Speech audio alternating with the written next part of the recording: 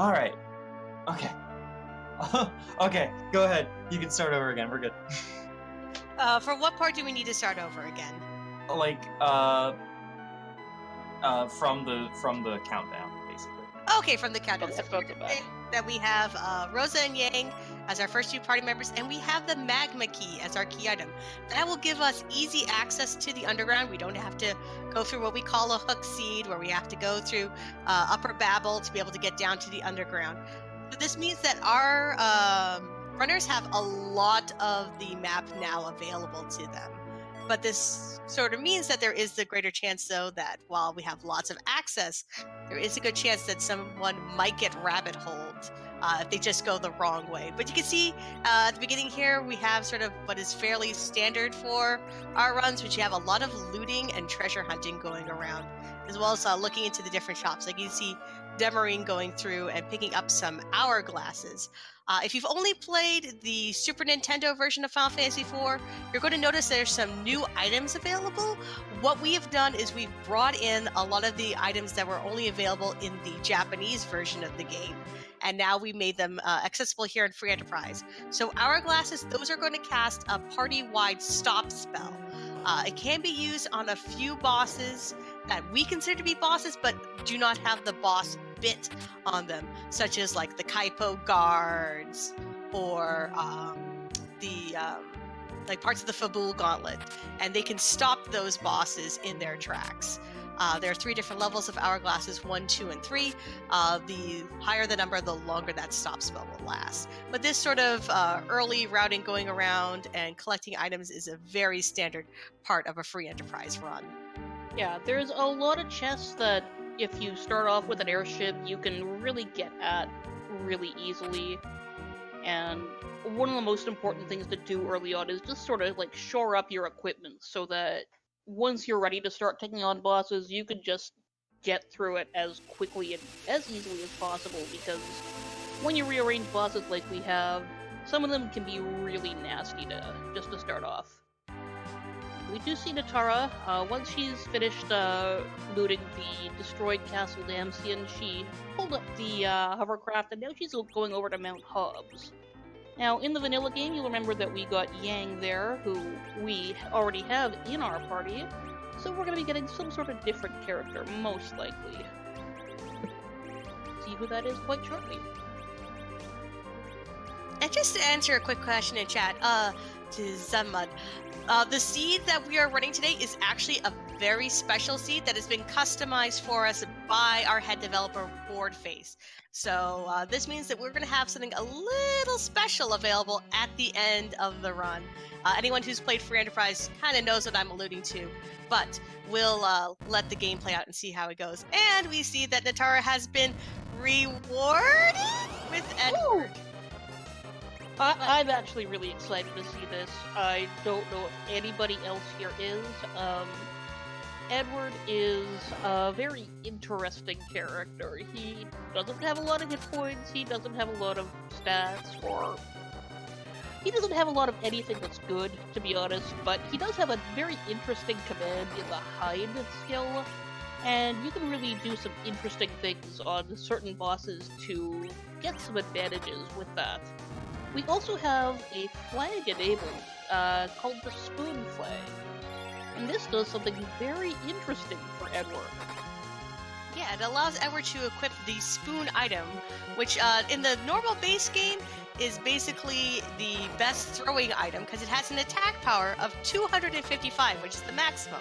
But what we allowed in Free Enterprise is we allowed Edward to fully embrace his spoony destiny and be able to equip it. This actually turns Edward into a pretty formidable DPS fighter. It does mean he's still very, very squishy, though, so he comes off as a bit of a glass cannon. But if either of our runners can find the spoon, they will have an Edward ready to use it. And hopefully, I do hope that it happens. This is one of the flags that I was really happy to see implemented, and I would love to see Edward be able to really show off what he can do here on this big stage. Yeah, if you have never seen Edward using the spoon before, I really do hope we can show that off. It's a real treat. it actually turns him into one of the absolute most powerful offensive characters in the game. Meanwhile, we see Demerine using that magma key she started off with, and heading over to the underground and using one of our Japanese items to call up this dragon egg and use a coffin on it. Yeah, so the siren items, they have a really fun feature that they will summon the rarest enemy on that map. And for world map sections, they are kind of divided up into having different encounter zones.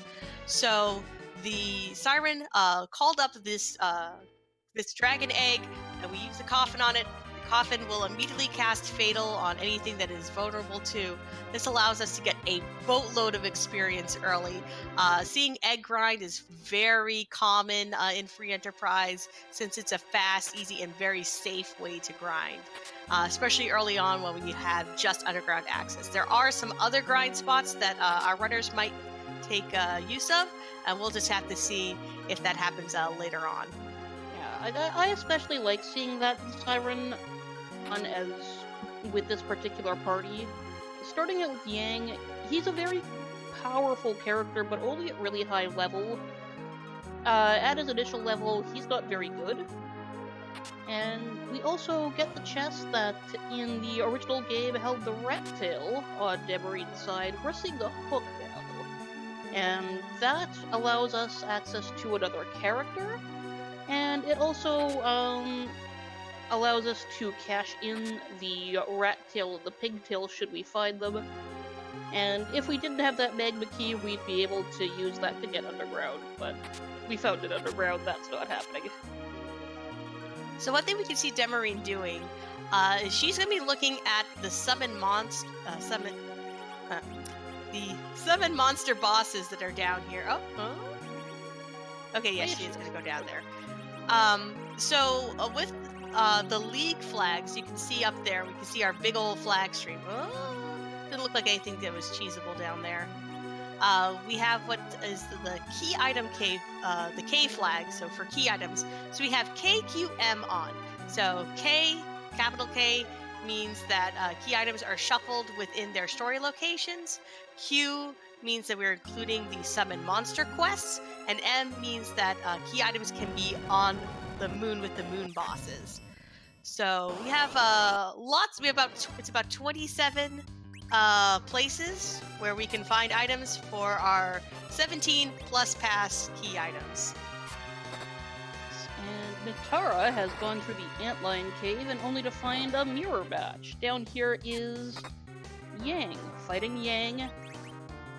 This is a pretty simple fight. All he does is just punch, and by punch I mean use this sword that he somehow got, and he'll kick you.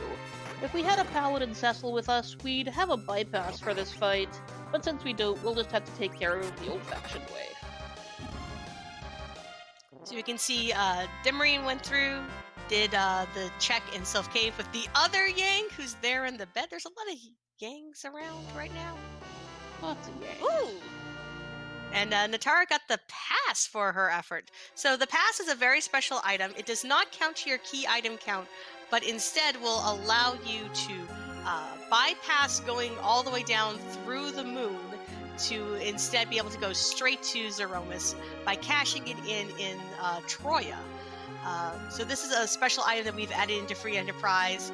It's something that can help make this game go a little faster, a little easier, lets us avoid having to do the big old walk through the lunar subterrane.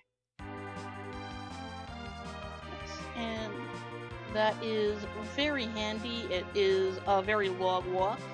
And it looks like Demerine's about to ascend Mountain Hobbs and find her lovely friend Edward up there, while Netara is going to head into Fabul.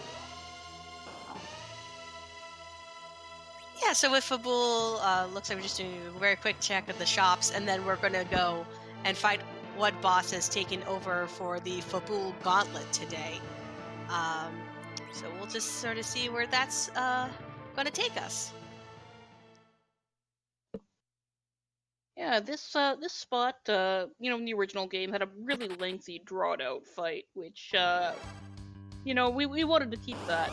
Ooh, we've got a different lengthy, drawn out fight here. We have the CPU, normally found at the Giant of Babel. This fight, the CPU does nothing. It casts wall on itself, so you can't cast spells. It's not really relevant to this party. Then we have the Defender, who every time it gets a turn will heal that CPU for 10% of its health. And the Attacker, which every time it gets a turn will attack us for 10% of its health. Should both of those two be dead at the same time, then the CPU will get off its butt and it will cast Globe 199 twice, which will usually kill whatever it hits. Yeah, it looks like Netara, she took out the Defender, has left the Attacker up, so she's just going to very carefully bring down the CPU. Once the CPU is safely down, then she can kill off the Attacker. So she's doing a very good job making this into a nice sort of easygoing fight. She's showing us exactly how you handle this fight. In general, yeah, CPU is a long fight, not particularly hard. It can get interesting if you try to get fancy, try to go a little faster, and end up accidentally killing both Attacker and Defender, and that can get you killed. Otherwise, it's easy to just keep this fight under control. This is also actually showing off one of the glitches in the game. This is in the vanilla game as well. People might not know about it if they don't speedrun Free Enterprise or the vanilla. It's called the back row glitch. Yeah, so... Oh, do you want to explain the or should I explain it? Do it. Yeah, so basically, if a character is equipped with a back row item, so like bows or harps, or there's a few other axes that can do it, they will never lose that designation as being a back row fighter. So it's very common to, for example, with Cecil, to equip him with a bow and an arrow as soon as he becomes a paladin, take that off, but he will retain that designation as a back row fighter though for the rest of the seed. Makes it so that way he can do a lot of damage to some of those enemies that are further in the back, or that you could safely put him in the back row to help reduce his damage that he takes from attacks. Yes, and in the case of both Rosa and Edward, they start the game set with that back row flag, so they are always good. Ooh, and the King of Fabul gives us the Darkness Crystal, which, much like in the vanilla game, we can take that crystal to Basidia, and we will summon the Lunar Whale. That opens up the entire lunar subterrane, another shop, another item shop, the wonderful, wonderful Cave Bahamut, and you do get a character in the place where we would normally get Fusoya in the vanilla. Yeah, so this means that this is a very, very wide open seed. Which is, on one hand, really great. It means that we're not fighting for access to any of the locations, but it does mean that we now have to figure out how we want to route this. So that can be where, the real challenge, I think, is going to be for this seed. If one of our key items ends up being on the moon, this is great, but if they end up being all, here on Earth, you could easily get baited by the moon. So we'll have to see kind of what happens here. Yeah, I don't think we're going to see anybody doing anything serious on the moon yet. Maybe go pick up the character there. One thing that we'll notice about the characters available is we have the CX flag available. C means that the characters are shuffled. X means that the game won't give you two of the strongest starting characters right off, and those would be Edge, the Ninja, and Fusoya. But if you have access to any spot that yields a character that would require a key item to access, like, say, the Darkness Crystal, Fusoya and Edge are available there. So that could be a very powerful jump of power if one of those characters is there. Yeah, yeah, so we'll just have to see if anyone kind of makes that play early, even if it's just to check the shop and the character. Usually, though, if people are planning to go to the moon, they usually are planning to stay there. Oh, commentator roll call. Hi, I am Scala Kitty. I'm one of the devs for Free Enterprise, and alongside me today is Neon Gray, one of our excellent commentary team members who you'll often see on our community races. Hi, I'm Neon Gray, thank you. And I just need to step away for one moment here. I'll be right back. Not a problem at all, Neon. So right now we're in the time where we have a little bit of overlapping going on. Netara is going to go ahead and get her lunar whale raised up.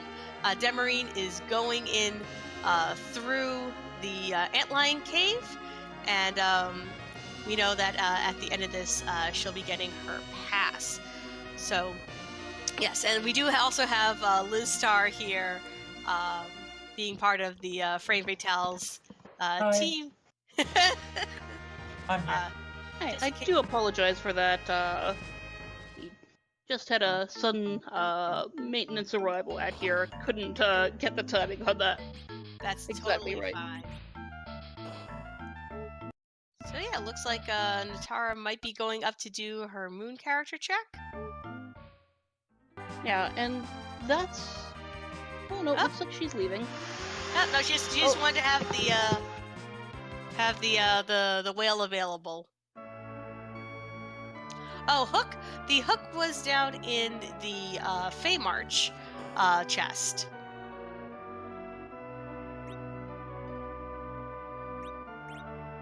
So Demerine getting through Antlion Cave, getting her past very easily. Netara is still kind of going around doing a little bit of shopping. So you can see picking up some other Japanese-only items, particularly those silk webs. So silk webs will cast slow, and we can use that not only on some of our cheesable bosses, but also on Zeromus. And so we'll definitely be seeing those silk webs come into play later on, closer to the end of the run.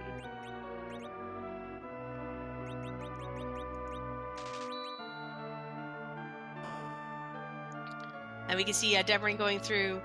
She's just popping into Damson, probably just wants to get her hovercraft available in case we need the Hook to turn in either the rat tail or the pink tail. Oh, Refrigerator, I can very quickly explain what's going on here. So this is Final Fantasy IV Free Enterprise. It is an open world randomizer. We take out all the story from the game, and instead we turn this into an open world scavenger hunt. You can go around to the different locations in game where you would find plot progression and get key items to help open things up for you. You also can try your best to put together the crystal to be able to go ahead and face Zeromus on the moon. So right now we have a pretty open seed. We have all of our access pretty much for moon and underground open for us. And we're still currently kind of in search of both the adamant ore and the legend sword to be able to forge our crystal downstairs in the underground shop. To answer for RPG Mail, yes, runners are tracking their own items today. This is just because of technical reasons. So, but luckily, Netara and Dem are excellent trackers in their own rights. Yes, and they are definitely keeping a good job of that. I do apologize for the background noise here. I am trying to keep that to a minimum.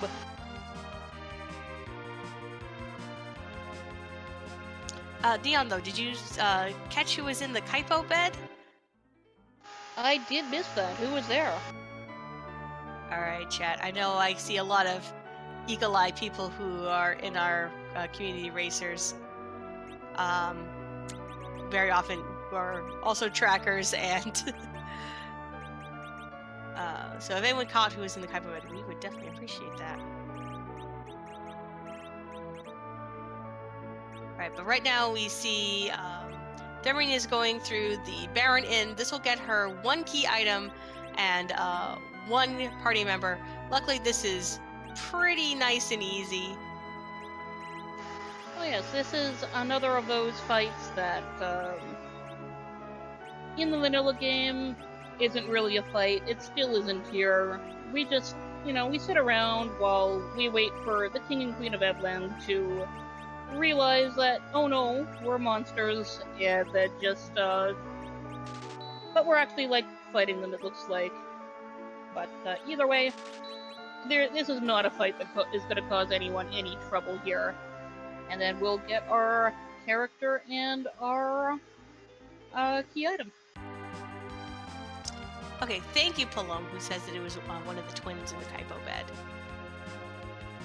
All right, so we got the package, but we also got Dark Knight Cecil here. So the package we can turn in for a character, but does require us sitting through a cutscene as well as a boss fight. So more than likely, we probably won't see that turn in. Now we're going to see if Demerine, though, is going to go up Mount Ordeals to turn Dark Knight Cecil into a paladin. We do keep some of the story triggers in the game present. So, for example, you can only have Paladin Cecil if you've completed Mount Ordeals. You can only have Adult Rydia if you've completed Dwarf Castle. Yes, and those are two very interesting distinctions there, because obviously Paladin Cecil is hugely mechanically different from Dark Knight Cecil, but Adult Rydia is mostly just prettier than Child Rydia. She gets her extra summons that are level 2 spells automatically, but that's about it. And speaking of Rydia, there she is, just waiting for us on the moon. Yep, and Demi did the check, found Porum there in Miss, and even though Demerine is a Porum fan, I think she can acknowledge that she's already got Rosa. She's probably good in the White Mage territory. As far as people asking why the sprites are color different, that is, if you look up there for our flag set, we have the Fab flag turned on. This makes it so that way characters now have new outfits. And I'm Scala, I am the art dev. I'm the one who basically designed all the new outfits for our characters. It's mainly so that way if we are playing with duplicates on, which we are, racers will be able to very quickly differentiate between two of the same character, just because they might both have different equipment on. Like you might take one Rosa and make her into a frontline fighter with a heroine robe and keep another Rosa to be your healer. So it's just a nice way to help us differentiate. Plus, it's just fun, and we're all about fun here in the Free Enterprise community. Yeah, I mean, even if you don't play with duplicates, you still want that Fab flag on because, well, look at all those outfits. Who doesn't want a Goth Rosa or, I believe that's White Mage Edward. Come on, we want these good, really nice looking characters. So we can see Dem now that she has her Dark Knight Cecil busy going through Mount Ordeals, going to turn him into a paladin, also going to get the item that's up at the top there. So we got Ogopogo up here. Can be a bit of a nasty fight. So, but I think Dem, she's really skilled. I think she'll be able to get through it just fine. Yeah, my mistake, that is Goth Edward as well. But yes, the thing about Ogopogo is he is a really mean boss fight. Most of what he does is percent damage to you, but he also does physical attacks in there as well. But there's a lot worse places to find Ogopogo, just because this spot here does not have very many hit points. It's not really that bad to deal with relative to other places where we could find them. If you get him at a really high hit point location, it can be a real slog. Meanwhile, over on Netara's side, you can see that she was busy doing some more egg grinding. Gave her Rydia a bunch of brand new levels, so helping to make her more useful right away.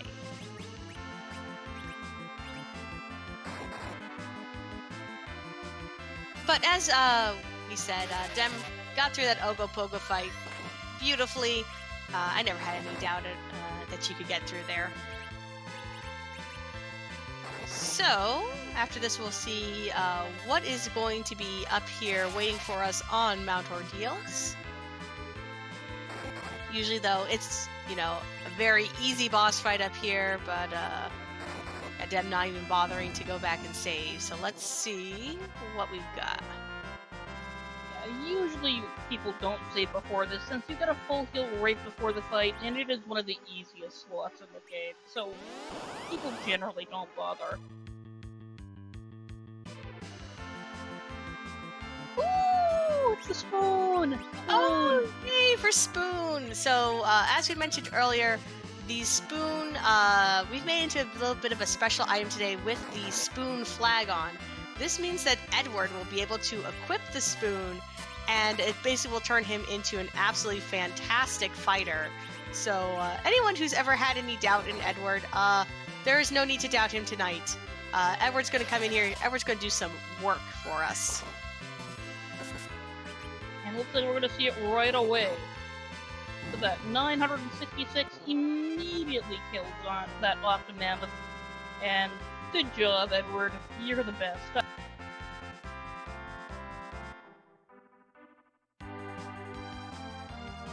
Alright, so it looks like Netara is done with her grinding.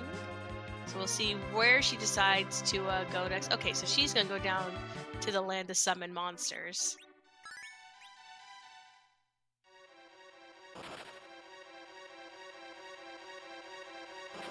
And yes, that octopus was growing out of the floor because randomized bosses. Whatever, Octoman can do whatever they want.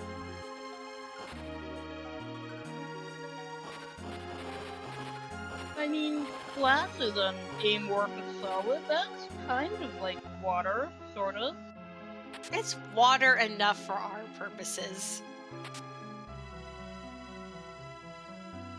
So we'll see where Demerine decides to go now that she is fully equipped with a Paladin Cecil as well as a Spoonword. Alright, looks like Demerine is probably going to be giving us one of our, at least for me, one of my personal favorite checks in the game. So she's going to be going over to Cave Magnus to turn in the Twin Harp. So she'll be able to go down there and fight whatever boss is in the Dark Imp spot. But one of the really fun things about Free Enterprise is that we will now also be able to hear what our song is for today. So for every seed, the harp music that plays during this fight is randomized, and that is all handled by our wonderful head dev Boardface. He really enjoys this part of the rando. I think we're around like 200 songs now. So, and there's so many that sound absolutely amazing. So, hopefully, we'll be able to get audio over there and be able to let everyone hear our beautiful harp music.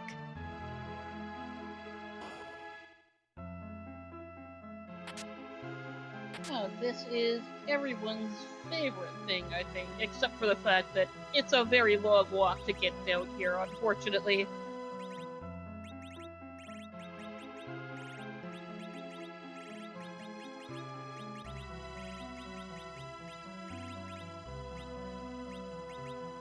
Okay, so we do still have to go through this first sort of little cutscene boss. Unfortunately, we weren't able to kind of skip it. If you come in with your characters all incapacitated or wearing metallic gear, you're able to skip this fight. We weren't in this case, so Dem just kind of had to suffer the slings and arrows.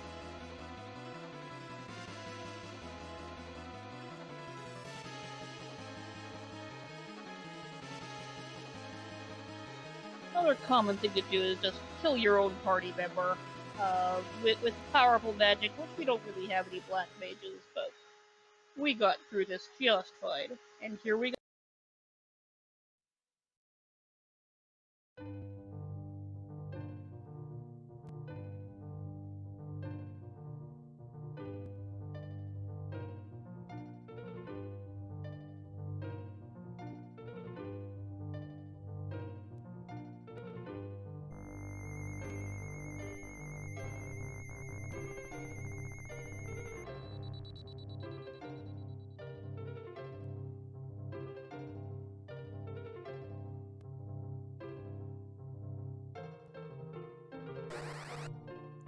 right, and thanks to Dem. We're kind of letting you all enjoy the music. So we have some Metroid music for today. Always great to sort of see what ends up happening. Asking who is ahead right now. It's a little hard to tell who's ahead, just because we're still doing a lot of checks. Until someone gets one of their first two go mode items, it'll be a little hard for us to tell who's ahead, just because this seed is a really open seed. So we have lots of places where we can check. So we're just sort of waiting right now, seeing as our runners kind of go around. They're still exploring this seed, and we'll see hopefully when someone might be able to find one of our two key items. Due to asking if pass is a go mode item, yes, it doesn't count towards our key item count, but it does allow us to go through and skip directly to Zeromus. But it's for this seed, we are on League Forge %, so this means that we are going to have to forge the crystal from the Adamant Ore and the Legend Sword. So until one of our runners finds one of those two items, we're not officially in go mode just yet. Asking if you've played FF4 casual, how hard is it to get into FE? It's pretty easy. We do have a really wonderful community. We have a newbie chat. We have newbie guides. If you'd like to come get in on the fun, we are always welcoming to new players. Yes, and we do have a lot of really nice quality of life things relative to the original game. Just, some of it's as basic as just making you move across the map faster. Other things like being able to discard items without having to go into your inventory, just straight from the treasure chest. There's a lot of things that are really nice just for people who, have played and enjoyed the game casually. Yeah, and we see Demerine getting through the Dark Elf spot. Fortunately, did not find the right sword. Only got the light sword, useful for her paladin, but not the sword we're looking for this evening. It's not bad though. It's pretty high end, and so far I think it's. Is that the best that we found for Cecil yet? I think it might be. I'm pretty sure, I think before he was using like a blizzard sword, so that's definitely an upgrade at least. Yeah, so it's not great, but it's certainly not the thing that you would want to get from such a long trip, but it's not worthless, and it's not worth resetting out for, because that is going to make Cecil much more powerful having that on him.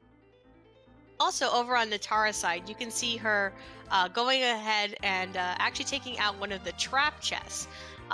What we've done in Free Enterprise is we've also shuffled around the locations of all the trap chests. They are still within their same dungeon, but then we also have shuffled around all the treasures in the game. So we're playing with fairly balanced treasures. They're a little unbalanced, but they're not like the wild cards that we can play on sometimes. But trap chests will still contain usually better items than the dungeons that they are inside of. And we find, ooh, that looks like Cain there in Eblin Cave. So Cain, I know, Neon, your personal favorite character. Yes, really nice finding him. I'm not personally sure if it's worth the walk, but it is really nice to have a powerful melee character like Cain. So I'm really happy to see him here. To answer Bakashomi, no, Netara just got a diamond armor from the Stale Man. So, it was okay. To answer what exactly is a randomizer? So a randomizer is usually going to be taking a game and shuffling around the contents of that game. So for Final Fantasy IV Free Enterprise, we have shuffled treasures, we've shuffled shops, we've shuffled characters, we've shuffled bosses. Some things that we don't change around the the abilities of our characters, and we don't change around the scripts of the bosses. We do scale their stats to be for the location that they are, and also we don't change up the stats of any of the items. So when you find an item, you pretty much know exactly what it's going to do. This is all a fan run thing. We have the absolutely wonderful head dev Boardface, who he does the lion's share of the work. I'm Scala, I do the artwork, so you can see we also changed up our characters' costumes, for example. I do that kind of stuff, and I also do the different endgame sprites, because if you're going to be fighting a lot of bosses, being these seeds a lot, why not fight someone different every time? Yeah, and I mean, it's a lot of fun having those variant bosses, and I personally can't wait to see what we've got cooked up here. But we're getting ahead of ourselves right now. Looks like Demerine just found our, probably actually my favorite of the mage characters to use. It's Fusoya in the Dwarf Castle, where we would normally have gotten grown-up Rydia. Fusoya, of course, has, in vanilla, every spell in the game. We've got a flag here, the F flag, that sort of spreads out his spell acquisitions so you get some every boss. He'll have most of his spells right now, and he's gonna wipe the floor with that boss, as we just saw. So Demarine's gotta be pretty happy finding him right there. Yeah, it's always great to fight Fu, and because Dem's already gone through, has been fighting some bosses, already has a pretty decent spell. As you can see, Fu already had Quake, was able to help us take out those Managing Sisters really fast. Yeah, that spot where we would normally fight Golbez does not have a lot of hit points because, you're really only supposed to have 2 characters there, at least as far as the game's concerned. So it's pretty easy to take down in most cases. And now we are going to get the key item from the Dwarf Castle, and what do the dwarves have for us? It's a defense sword. That's slightly better than the light sword. Would be really good for Cade if Demerine had him, but I think the real prize there was our dear Uncle Mop. So right now we see Netara going up Ordeals, kind of going back over what Demerine has done earlier. But I'm sure she will probably be happy to get the spoon for her Edward, help make him a bit more versatile. Yeah, I mean, I think nobody's ever unhappy to have both Edward and the spoon at the same time. That's just fantastic.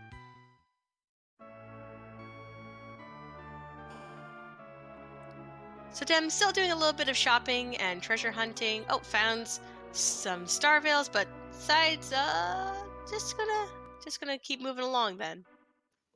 And star veils are a Japanese item that casts a wall on your party. They're a little better than the spell, actually, because they have a fixed duration, whereas the one cast by you is generally shorter and less reliable. As far as I'm just answering some of the questions in chat. Do you ever do balance changes in FE? The main things that we've done is that we have set aside a couple of bosses that are behind a safety check.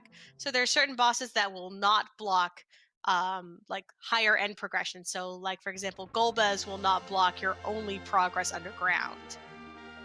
But yeah, our stats for the bosses are adjusted to where they are appearing in the game. So you can see we are like Netara right now fighting the moon boss Ogopogo on Mount Ordeals, makes it into a much, much easier fight. Yeah, and just going back to the safety checks, I think we actually ran into a really interesting case earlier in this scene. When Netara went into Cave Emblad and got Cade, we saw that instead of Rubicant blasting that character, there was Valvolus. And she's one of those bosses who cannot block your only way underground. So if we didn't already, have a Magma Key from very early on, then we would know just from seeing that there would be that Magma Key out there. Now, there was no need to use our knowledge that way, but I thought that was just a really interesting confluence the way that came up there. Yeah, absolutely. We do have these these different bits of logic that do help make sure that the run is a bit safer, will be pretty easily completable.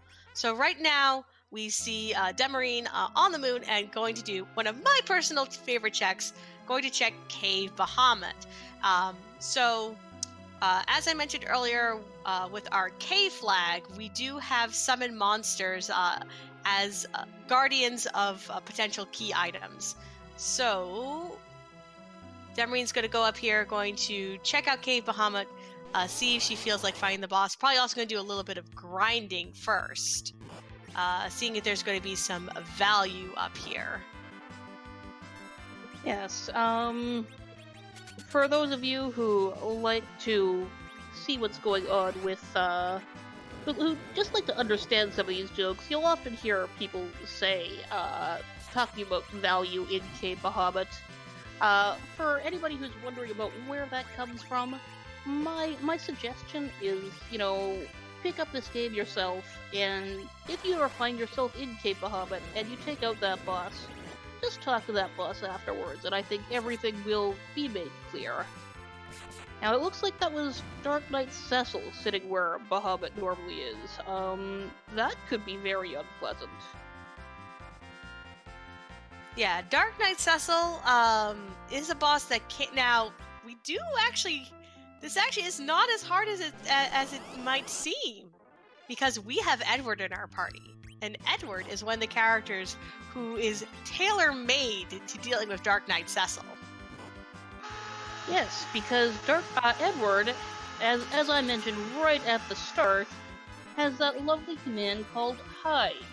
If he gets that command off, he can just, he can hide, and any boss will still take its turns. And to get through Dark Knight Cecil, all you need to do is just wait for 3 of his attacks, and then you win. So Dem is still, though, taking advantage of the fact that this section of Cave Bahamut has the King reuse as its siren encounter. So using that to be able to grind. We do have exactly one glitch turned on for this race, and that is the life glitch. So what this allows us to do is, if we use a life potion on an enemy, it will bring it back to life, but it has 0 vitality, because that's how all the enemies work in this game. They all have 0 vitality. So it comes back to life, and then the game considers it to have immediately died. So what it allows you to do is to basically get credit for killing an extra enemy. And so this is one of the few glitches that we do allow to be turned on for free enterprise, just because it helps make grinding a bit easier.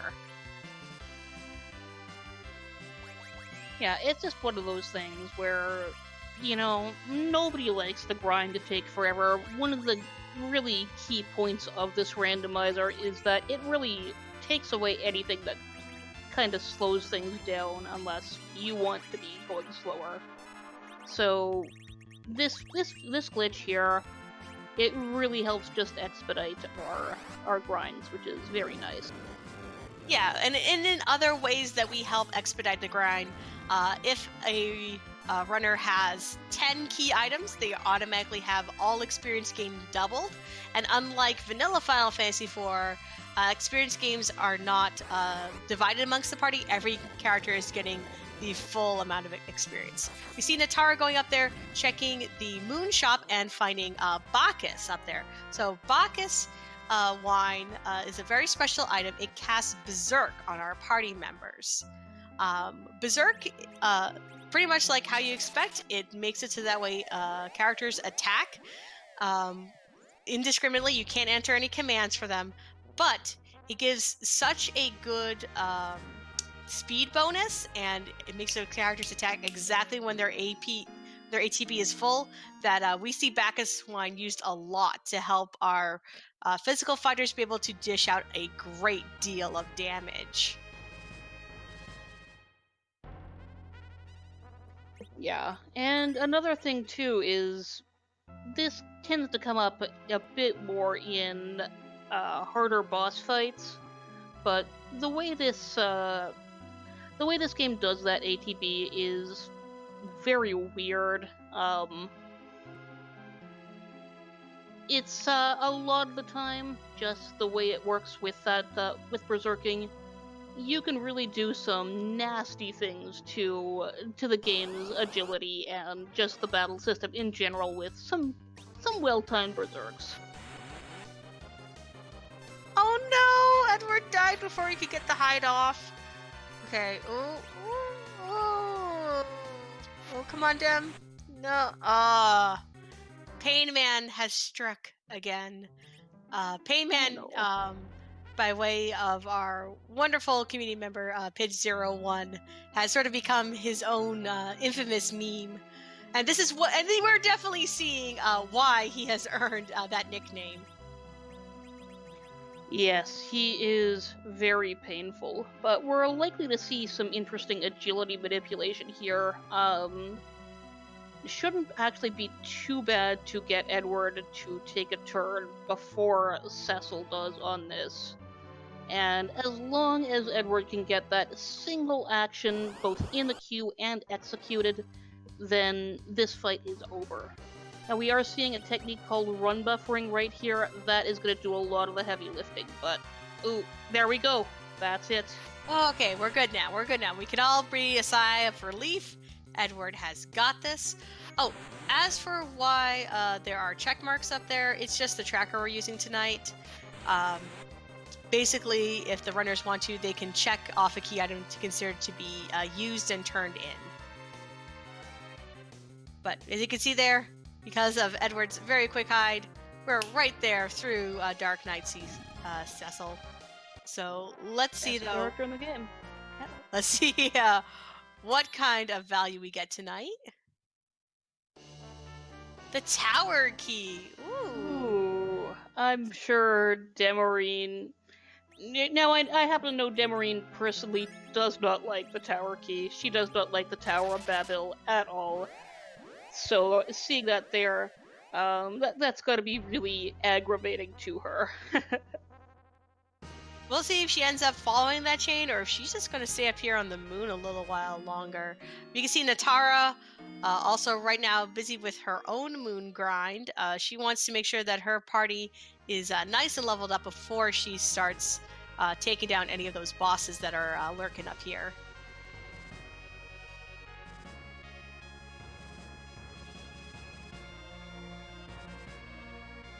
Yeah, the important thing is that some of these bosses up here are among the hardest in the game, just because the game, when it was designed, expected you to be at or close to any. And I don't think we have... I'm trying to think of what kind of cheesable bosses we have left, because we've seen Kaipo guards, we've seen the Baron Inn guards. We haven't seen Water Hag yet, and I have to admit, I do love seeing Water Hag on the moon, just to see how strong he can be for a seed. Yeah, the Water Hag is, of course, in the vanilla game, all Edward had to do is connect 3 times with that harp, which was surprisingly hard a lot of the time. And I think even with that script still intact, surprisingly hard is, I think, the best way of describing it, because that Water Hag, it may die after 3 connected attacks, but it knows how to punch.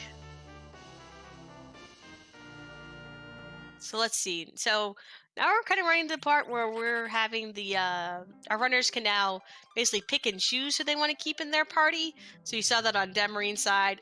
She was offered to have Rydia join, but Demarine's like, nah, I'm okay. I've already been grinding, so Rydia has been summarily dismissed. We do have the rescue flag on, so this does mean that if Demerine or Netara so choose, any of their dismissed characters can be picked up again in the Tower of Wishes in Mysidia. Usually that's only done if we want to treat a character as what we call an agility anchor.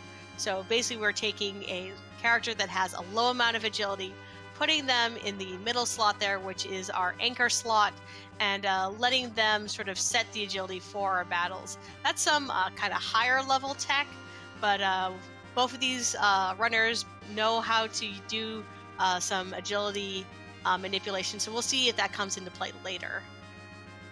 Yeah, I mean, it is very common to pick up a starting level Rydia just to get that really slow anchor. Just for most common usage, when it comes to Zeromus and the very late fast slots, you know, the slower that little character is, the better. And by the time you're that powerful, you know, you don't need a full set of 5 party members who can do a lot of damage. You can make deal with 4 who can take the boss out. Yeah, it's not uncommon on some of our absolutely hardest seeds to see Zeromus taken down by 2 characters. So if you are, again, though, that's a little bit more of that sort of high-level play. So we see Demerine has decided to go after the Wyvern spot. This is a spot which is actually pretty doable because of Wyvern's sort of opening attack. Its stats are actually not quite as bad as some of the other moon bosses. So we'll see how well Dem does taking on the Antlion up here. Yeah, this is a little bit annoying. It's got, as we can see from the attacks that it's doing, the physical damage here is pretty high. That's not uncommon. In general, bosses that were never actually intended to attack tend to have their physical damage set pretty high. And bosses that were never really expected to do magic, again, they may have really powerful magic as well.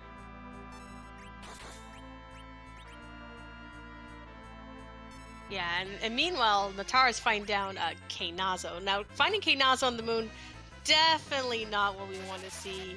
Knazo's wave attack is based off of his current HP, and you can see how it can just, wipe out a party, even one that's already had some levels grinded up.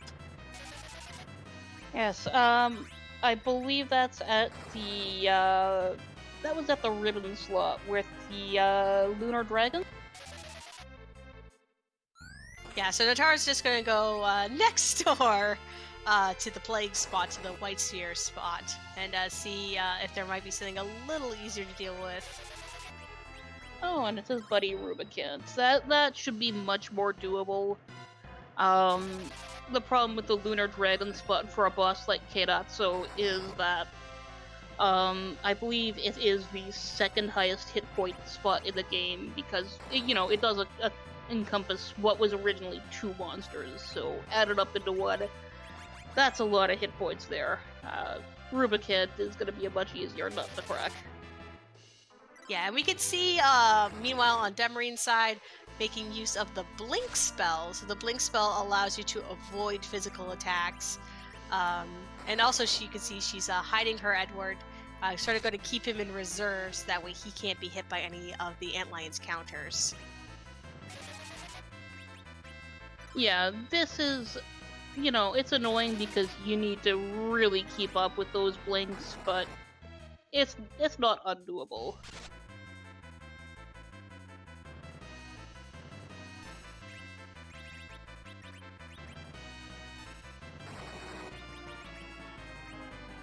But this is just sort of kind of what you're going to run into when you're going up to the moon. But both of our runners, even though these are a bit of a challenge, I have faith that they'll be able to get through these. Yeah, both of these fights look really manageable for our runners. Tricky, but they're getting through them with some work. They've got the resources that they have for it.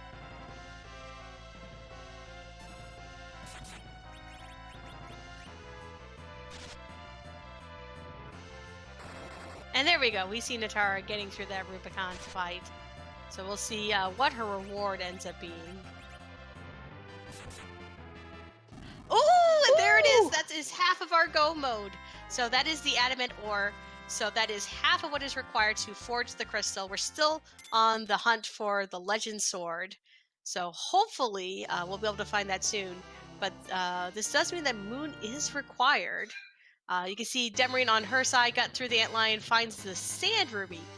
We saw earlier that it's one of the twins that's down there in the Kaipo bed. Dem's probably not going to want to go back for that. We'll just have to see. But if nothing else, it's another key item to help them get up to that 10 experience. Let's see where they're at right now. 1, 2, 3, 4, 5, 6, 7, 8. So not quite up to the 10 experience level just yet. Yeah, so I do think that's gonna have more value just as a key item that exists rather than any sort of anything that gets cashed in. I know Demerine likes her mage compositions, but at this point I don't think there's a lot of value in swapping characters. Oh, as far as why we are skipping the chests here, there are 9 trap chests up here on the moon. And if our runners encounter them, they do still have to fight them. And yay, it's Water Hag on the moon. Oh, I'm so happy. But we'll Yay, see. Moon Hag! Moon Hag. I love Moon Hag so much. We'll see if they're able to get through this. And we actually do have Edward in the party for Anna to give her very inspiring speech to him for once. Yay! Come on, Edward, believe in yourself and be strong. I mean, he's got the spoon. He's strong today. He's making his girl proud. Yes, he is. And Kainato is really doing a number over on Demerine, as kind of expected, with so many hit points. Alright, let's see what we got from Waterhag. The Pink Tail! Okay, so the Pink Tail, what it is you can turn it in back on Earth with the mini miner, and they will give you the adamant armor, which is the absolute best armor in the entire game. Normally you find the Pink Tail from grinding on pink puffs up here on the moon. We don't have to worry about that at all. We got one just for completing this boss spot. So this will allow Demerine to basically pick one of her characters and make them ridiculously overpowered. That would actually be Netara who got that pink tail, and I'm sorry. that's So okay. they can yell at me. They can yell at me afterwards. That's okay. They're my friends. I don't mind if they yell at me. Yes. I'm sure both of them will understand. And I mean, we got that pink tail from the Water Hag on the moon with Edward in our party. I think we all know in our hearts who really deserves that adamant armor when she goes to pick that up. We'll see if she actually gives it to Edward like he is meant for him. Oh, I would love to see Admin Edward. That would just make me so happy. So Natara's gonna come back over here, try this King Nazo fight that Dem has been working on. We'll see. Now, the big difference here is that Dem has Fu, well, as Netara does not. So, but Netara does have those Thor Rages. She threw that one out a little bit early, but Thor Rages are one of those Japanese key items. Allows you to kind of basically let anyone cast a low-level lightning spell, which is fine for us because we just need to cast any type of lightning spell to be able to break down Keinazu's water wall there. Yeah, and it is with good timing and that you have to sort of feel out. It is possible to reliably prevent him from ever actually getting a big wave off.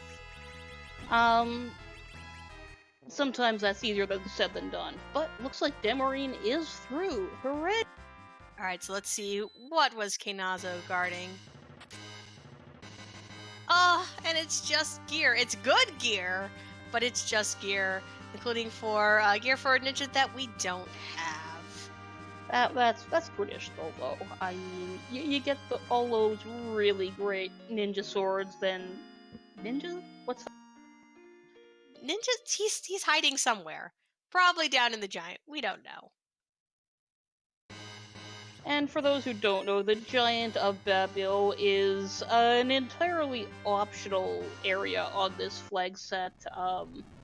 Very important, very dramatic in the vanilla game, but here the only reward for doing it is you get to fight two very annoying bosses and get a free character.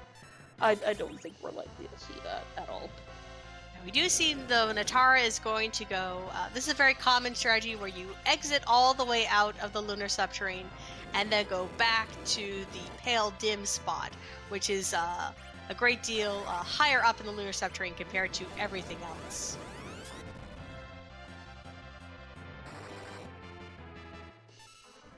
the Mecha Link does point out that we still have not seen the Mist Dragon. So we do have a special flag on today called the No Free Lunch flag. This means that the Mist Dragon is holding one of our potential key items. So that means our runners have to track it down, kill it, and then return back to Mist Village to find what item is held by Rydia's mother. So, and we have not seen the Mist Dragon yet, so this could end up being a Mist Dragon hunt. That is very possible here. And that pale dim spot is still not a Mist Dragon. Yeah, so we're finding the Calcabrana dolls up here. Luckily, they can be cheesed. The back dolls are able to be hit with a hourglass, so that makes this a lot easier for us to be able to take them down. There's no danger of them turning into the big doll while the back ones are stopped. Yeah, and that's really handy, especially in these late spots, because, you know, it can take some time to get through these. Like, as we can see, even a spoon hit won't take one down.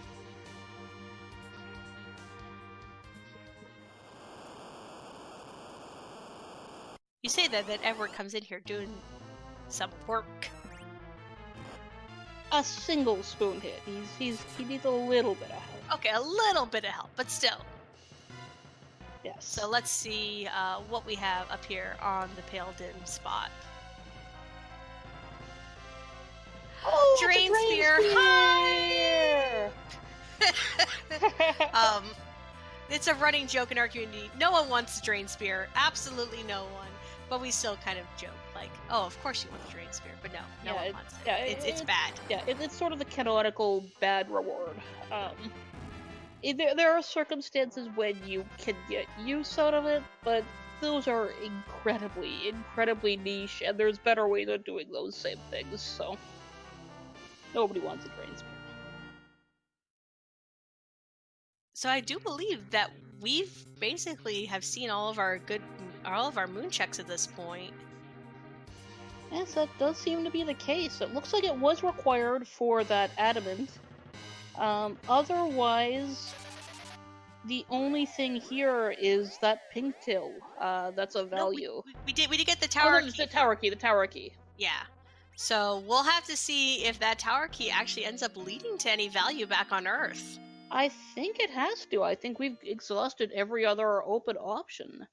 It could be at the top of the tower that is needed, which anybody can just walk into. But we'll see if that tower key ends up being important.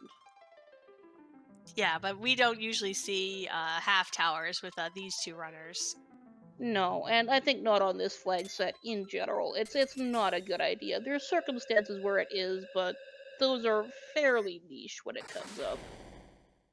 To answer Rabbit Dumpling's question in chat, no, there are no random encounters. For this flag set, the encounters are on a toggle, so our runners could turn them on if they so desired, but most people just leave them off. Yeah, we have more efficient ways of getting experience points, so we just want to run around as quickly as possible.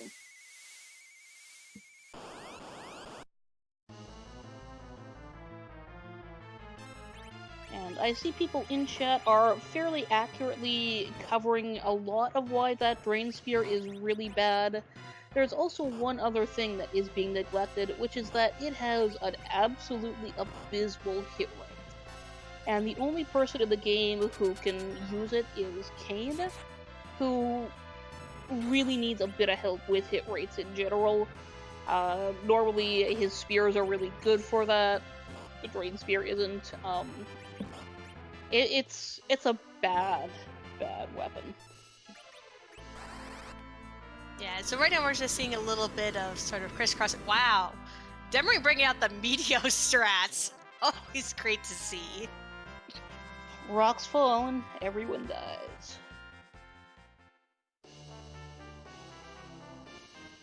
But still, just gonna be rewarded with that Drain Spear. And she's just gonna reset right out of that, and who can blame her, really?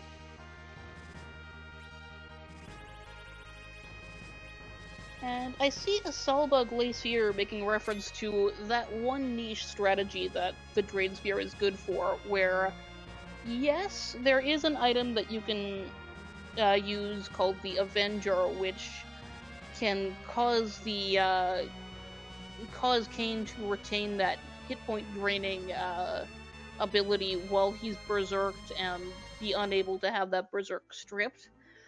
The problem is that because of the stat penalties and because of that accuracy, which I think is the biggest issue there, the Drain Sword is going to be superior for that particular strategy. I mean, it's only going to take you, like, what, 20 minutes to solo Zeromus that way? Depends. Sometimes it might take only 10 if you have everything set up exactly right.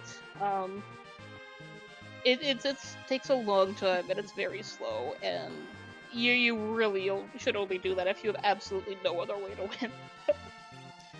Anyway, so now we finally see Demerine going to go ahead and do those 2 tower checks. So, and then we, yeah, no one's actually, I don't think either of our runners, did they go through the Fey March bosses yet? I don't believe they have yet. Okay. I know one was a moon boss. I did not check catch who was on the left in the Leviathan spot, though. Also, to answer Smapety's question, no, we have not seen Temp Job Dwarf's job today. Yes, I don't know why our runners don't love us, but they don't.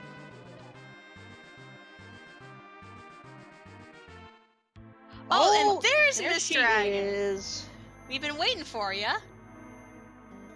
So up here at the top of the tower, we finally have found the Mist Dragon. So this now gives us basically some bonus value.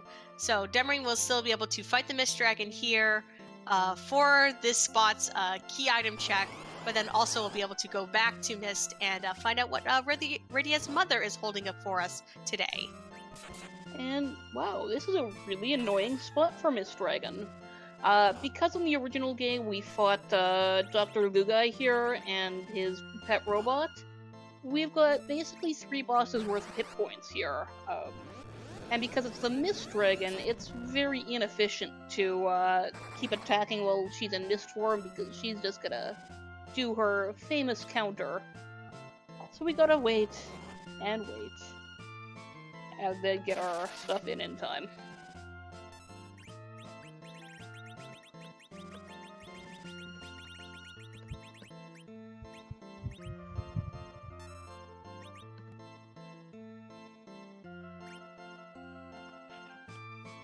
Okay, so there we go. Now we're able to fight again. So again, we just kind of have to go through the sort of standard rhythm that you do with Mist Dragon. But Dem's doing a very good job timing all of those attacks, making sure that she's using some quick casting spells to be able to get the most value out of... Oh, and there she goes. We're good. Nuke is a great spell, I will say that. Nuke is a wonderful spell. Oh, just the glass hat. And ordinarily, we saw Demerine drop a save right below the tower boss there, lower down where she's heading right now. If that hadn't been Mist Dragon, she'd probably just reset out. But because it's the Mist Dragon, we've got to keep that, because we need to go check Rydia's mom.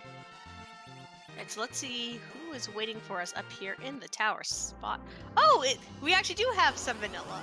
So we have the Dark Imps where they are normally supposed to be. This is actually kind of annoying because, you know, as in vanilla, they're just 400 hit points. Like boss up here that you don't have to encounter elsewhere. Like Keinatsu, as we see on Netara's side, this is a great place for Keinatsu. But she's actually using the Drain Spear. It, I saw that. Yeah. I'm so proud of Netara getting some actual Drain Spear value. Good old Drain Spear doing your draining. I mean, if it works, it works. Yeah, I mean, it's certainly getting the job done slowly. Very slowly. But, of course, as she chips K-Dotso down, those waves are going to do less and less damage, which is going to help, and she's doing a pretty good job of dropping that. Alright, so Dem making her way down the tower. We're going to see what we got from the tower key itself, which we only find out once we try to leave the tower after completing the super cannon room. Yes, we get our little miniature cutscene here. And here comes our airship.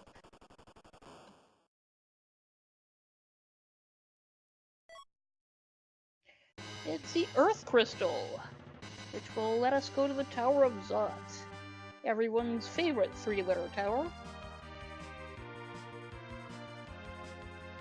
But first, we'll see if that walk up there is going to be necessary.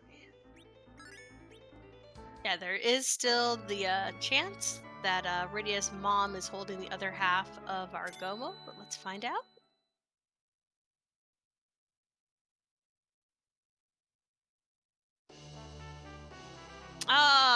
It's just a summon.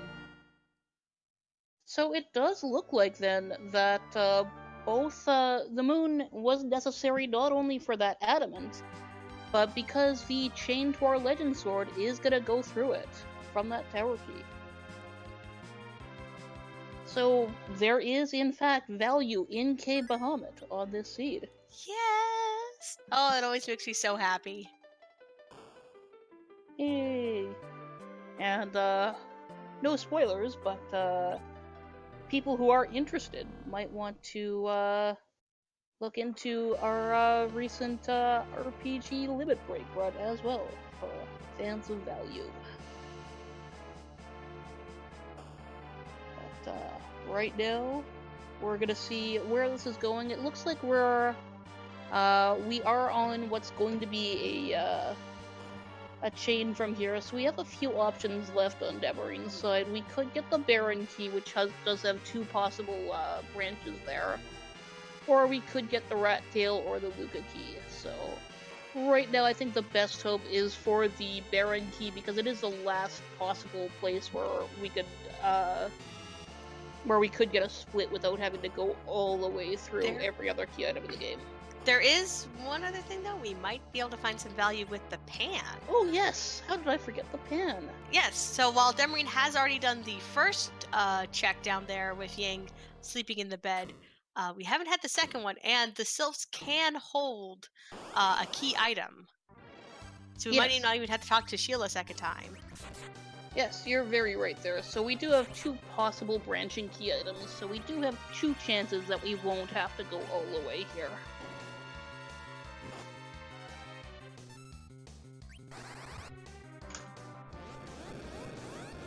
So we find Demerine is fighting the Evil Wall up here at the Tower of Zot, but Evil Wall, not even a worry for this one.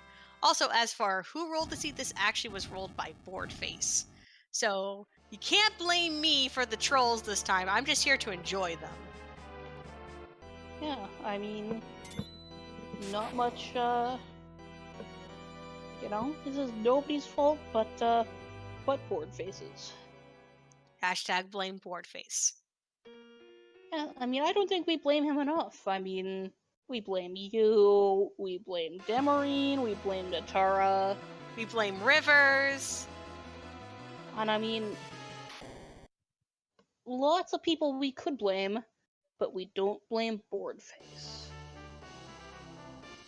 So we got Palom and Sid up here at the top of the tower. Probably not going to be taken. Probably Demerine's going to kick those both right to the curb.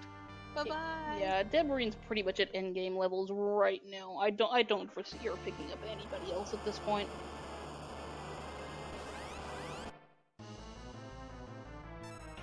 It's Golbez! Yay!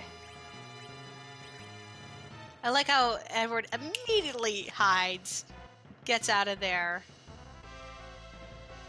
So we don't have to worry about Edward being caught by the shadow dragons. It is. Oh, it's demolished. That's right. Yes, it's actually really interesting how this fight has translated from the original script, because obviously in the original game we had adult Rydia come in mid fight. But instead we just have our party drop down to 2 members. In this case, Cecil and Fusoya. So I think we're good. And then we get automatically just pulled out of the hold, and there we go.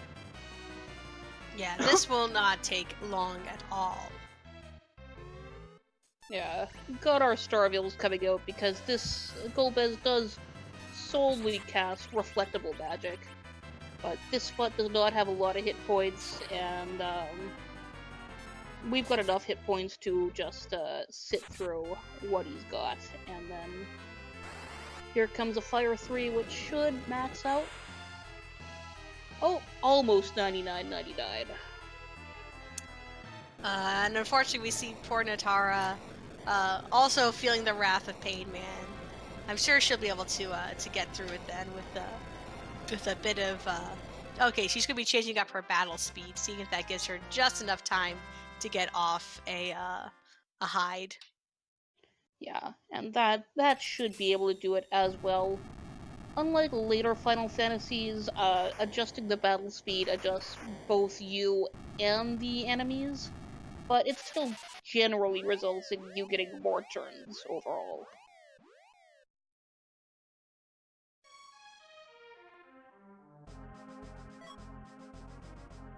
Oh, and it's just a white sphere. Oh, that's right. I completely slipped my mind. We have not done the Land of the Summoned Monsters bosses. Oh, okay, yes, okay. So that has to be where our next bit of progression is at. So, in fact, that tower key that Netara is fighting for right now is just bait. Delicious no. bait. Aw, I had such hope for value. We thought the value was real, but in fact, it was one of those sales where we buy the thing and then, the next day it goes on a deeper sale somewhere else and they don't price match it. Ah. Can we all just agree that the real value was the friends we made along the way? Yes, we can. Yeah.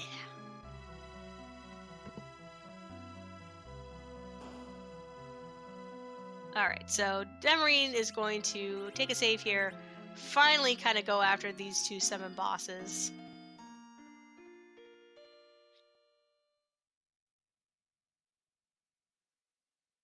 And Netara does have her disappointing tower key.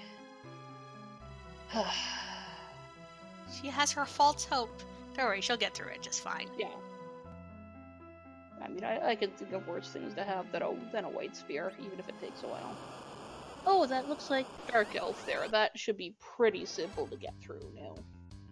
Yeah, Dark Elf has... Oh, do you want to explain the Dark Elf fight, or should I?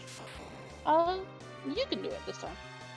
Yeah, so the Dark Elf fight is split up into 2 forms. We have his sort of first form here, where he's going to be throwing a lot of magic at us, and then he'll go meat change and then become a dark dragon.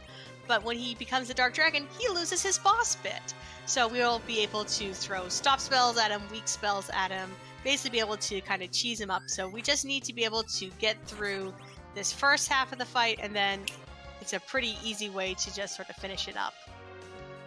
Yeah, and honestly, this is not a very hard fight in general, so I don't think we're gonna have too much trouble with him. And we do see Netara smartly picking up her hovercraft, going to turn in that pink tail, going to get the adamant armor, and we'll see who she decides to equip with it. Come on, Edward.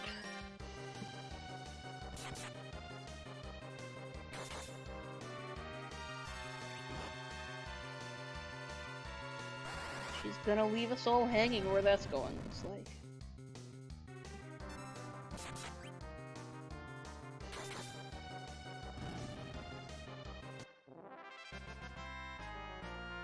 Alright, and Dem, through that Dark Elf fight, easy street. Let's see, what kind of value do we get for that? The pan! See, I was talking about the pan earlier. Yay! But more than likely, Dem's going to try get through that moon boss, though, before she even thinks to turn in the pan. Yeah, we'll at least see who it is. Now, I believe Wyvern is still at large, so that could be Wyvern in there, and that is one of the worst possible places to fight him. As it is a very, very fast spot, and it's very tricky to avoid that opening Mega Nuke there.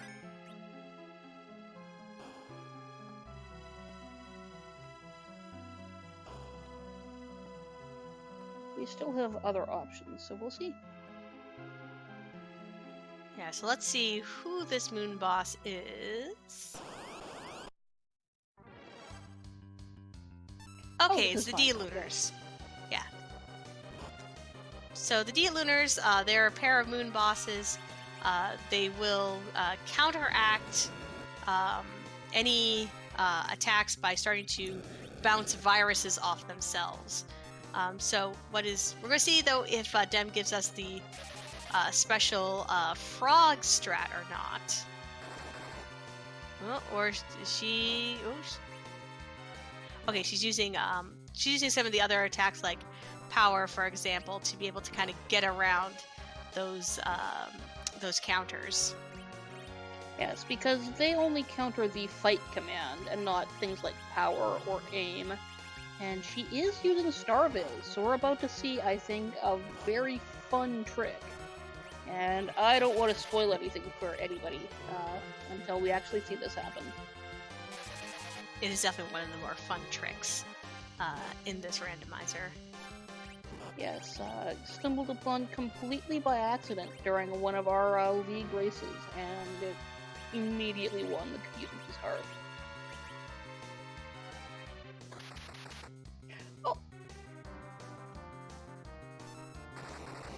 Oh, we only got one. So yeah, so the breath attack that the lunar dragons use can be reflected back onto themselves, and they'll turn themselves into cute little frogs. Yes, it's an interesting thing about just the interaction of boss flags and immunities, and yes, that breath attack is totally reflectable, and they can be turned into frogs. Hooray! Hooray, lunar frogs. And yes, completely stumbled across by one of our own racers. Oh no! Oh no! Oh no! The wall Oh went no! up. Oh no, Rosa! Oh, come on, Edward! Yeah, Yay, Edward's got us. Edward! Yay, Edward.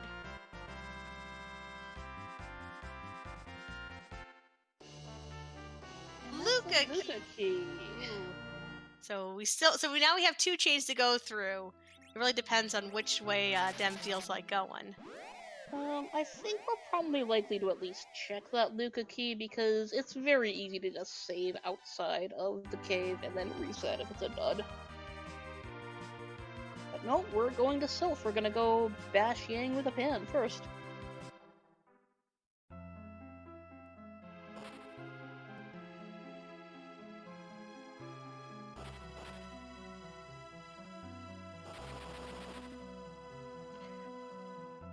So, this is actually a pretty decent idea because we can just get a key item right off just from the actual act of whacking Yang. In the place where we would normally get the Sylph summon, we're gonna get an item of some sort. And we have Yang bashing Yang to give us...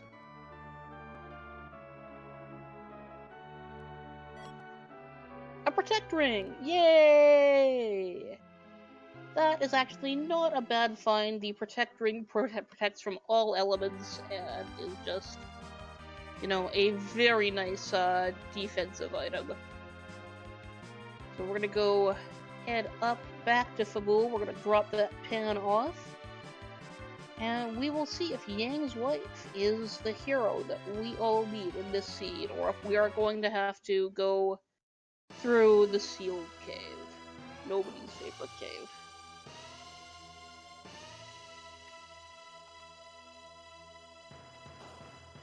Meanwhile, it looks like Netara is gonna chase that Earth Crystal bait.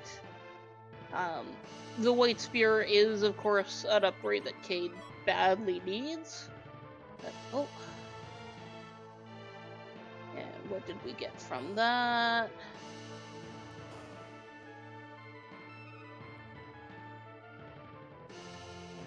Flash by quickly enough. Oh, that we got the Baron key from Yang's wife, Sheila.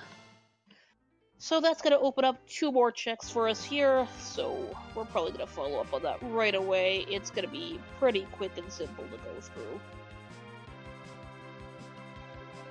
Yeah, definitely Baron plays probably more the play here just because it has 2 checks compared to the single one in Luca.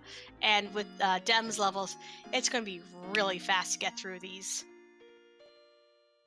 Yeah, I mean, Demerine's levels are fine for taking down Zeromus. She's not gonna have any issue with any of the upcoming bosses, unless, God forbid, we have to deal with Wyvern at Seal. Not anyone's idea of a fun time. No, it's possibly the hardest challenge of the game, that particular thing. Looks like Looks like Dem's stream might be having a little hiccup there. So hopefully yeah. we'll be able to get her back in just a second. Yeah, come on, Demerine. It's just the Baron key, it's not that bad.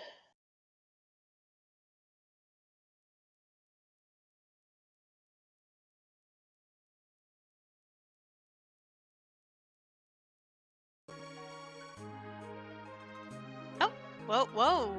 Oh. What? Apparently it was that bad, so we're just doing a quick zip through the Sealed Cave instead. Okay. I mean, I don't see any changes on her tracker. Yeah, and Baron Key isn't checked off yet, so she might just have thought better of it and decided Yeah. to do the check and reset. Yeah, okay.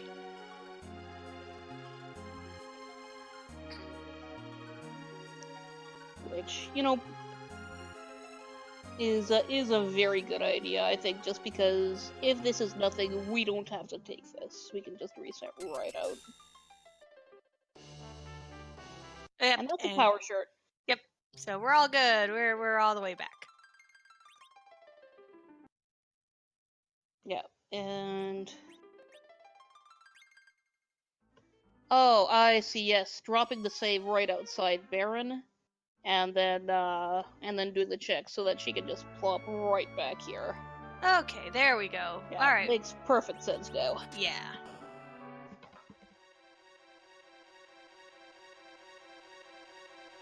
So she'll just be breezing past everything in here because there's absolutely nothing that she needs at this point in the game. There's nothing a treasure chest has to offer. And it's fairly common to see runners stop picking up chests as soon as they've got enough gear and they feel safe enough. Yeah, and I know Demerine in particular, every time she opens a treasure chest, she dies a little inside. So she likes to stop that as soon as she possibly can.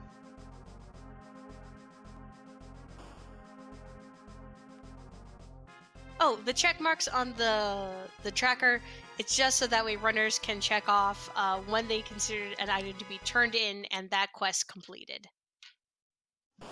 Yes. So now we're gonna fight Asura, who is in the Baigan spot. And this should be very quick. I don't think we're gonna bother with any of the tricks that you normally would to mitigate her healing.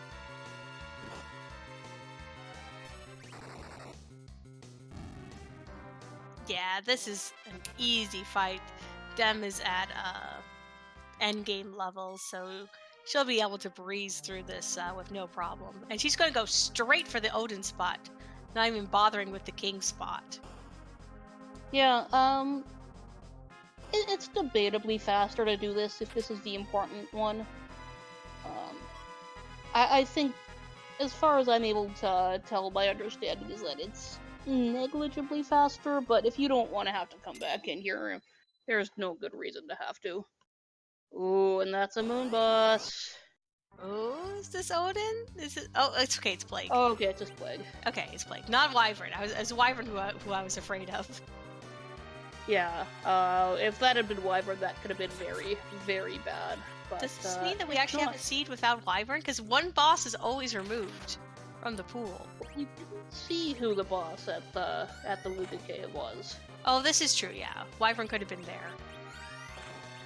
And of course, there's always the friendly giant of Babel, who. Oh yeah, we have those two that we don't care about. Yes.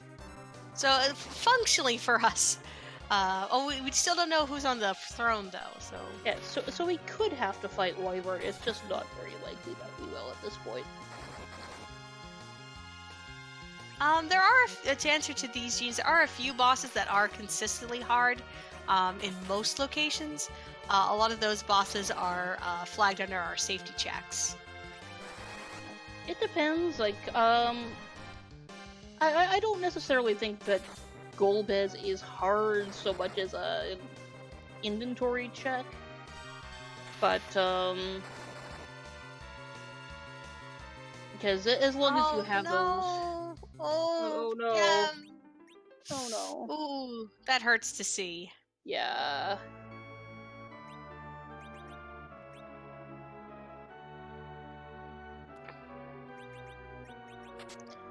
Yeah, she might go through and maybe this time do the king spot so she can quickly save. Yeah, this is unfortunately a thing where actual cast time matters a lot. It doesn't really come up at all in the later Final Fantasy games, but Fatal, which was the spell she's trying to use there, it's got a fairly lengthy cast time, and on a speedy spot like Odin's, that may not be what you need.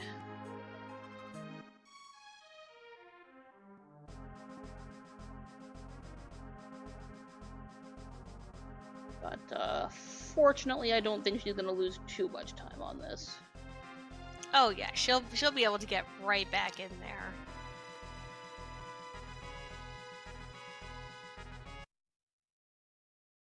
Yeah, Asura here is just a speed bump, and lucky for her, Netara is on the same rabbit hole that she was, so she's not losing too much time relative to Netara.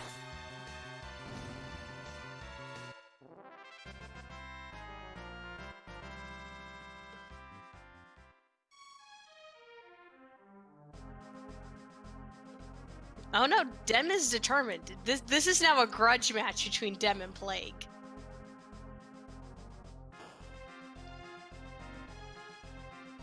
Ooh.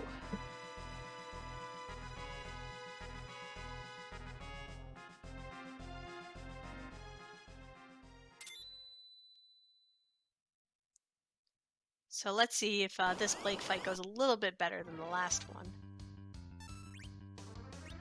Yeah, fingers crossed there.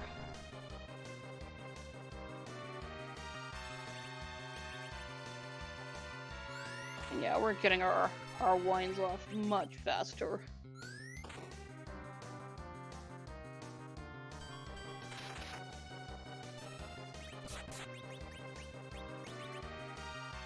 Yeah, and this time we're gonna use a coffin instead of a cast of Fatal to reset the timer.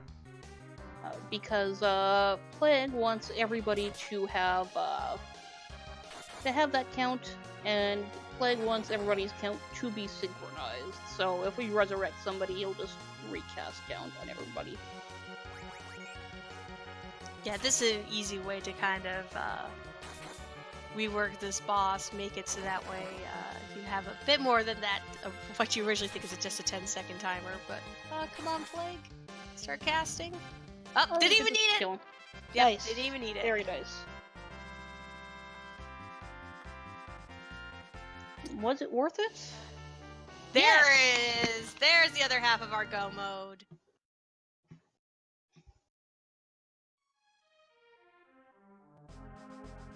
Very nice work on Demerine's part, so... Yeah, and I'm glad that paid off, because that would have hurt if you know, she'd ended up wiping and coming back to get just nothing out of that. So we're just gonna leave probably this usurper on the throne of Baron and just walk right out. Yeah, you can see she's checking agility levels right now.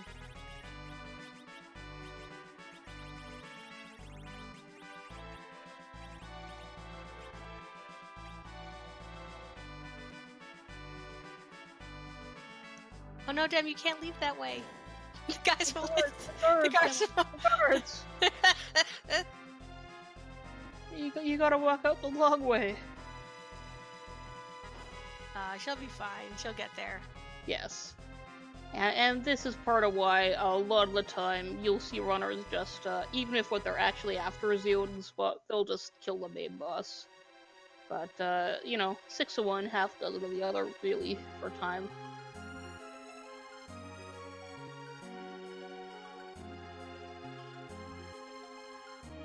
And oh no, looks like Netara is in the dwarf castle right now, which is great to have, and she took him, but that's not where you need to be, Netara.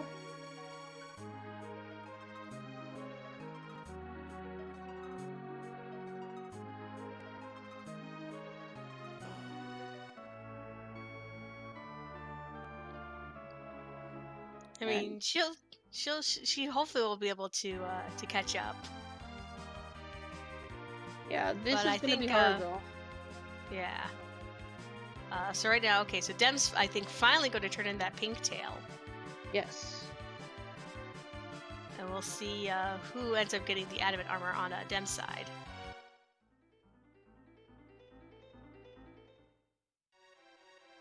Come on, Edward. Show us the power of a fully operational spoon word.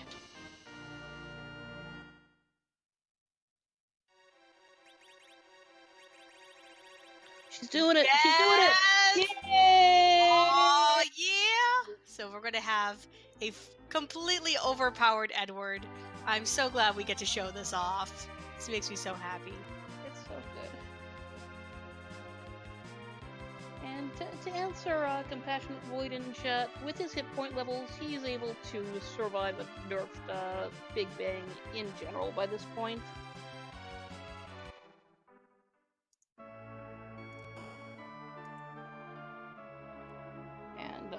For those of you who don't know what a nerf on a Big Bang is, you know, I guess we can start explaining now. Zeromus has 2 attacks, Big Bang and Black Hole. Big Bang is a huge amount of damage to everybody, but the way it works is he will reset his magic power repeatedly throughout the fight. Because he will also counter magic attacks with a nuke spell, and in order to cast that nuke spell, he will lower his own magic power. So if we can do that at just the right time, we can get that lowered magic power instead of the full power Big Bang. Yeah, so Dem has her crystal. Looks like she's going to do a little bit more grinding before she goes up to Zeromus. I mean, she's got really good levels and everything, but I can understand if she's going to go with a strat that is sort of based around Edward. She probably wants to make sure that he is 100% good to go. Yeah, his hit points, he could probably use a couple more 100 on there if she wants that, and... Okay, and it also looks like she's looking to get 28 agility on Rosa, which is a really nice round number to peg the Zeromus fight at.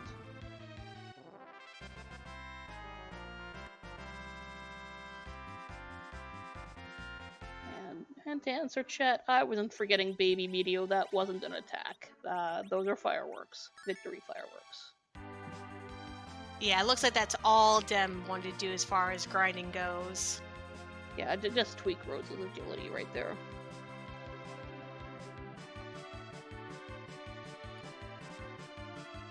So, we now get to talk about, I think, my favorite part of the whole game.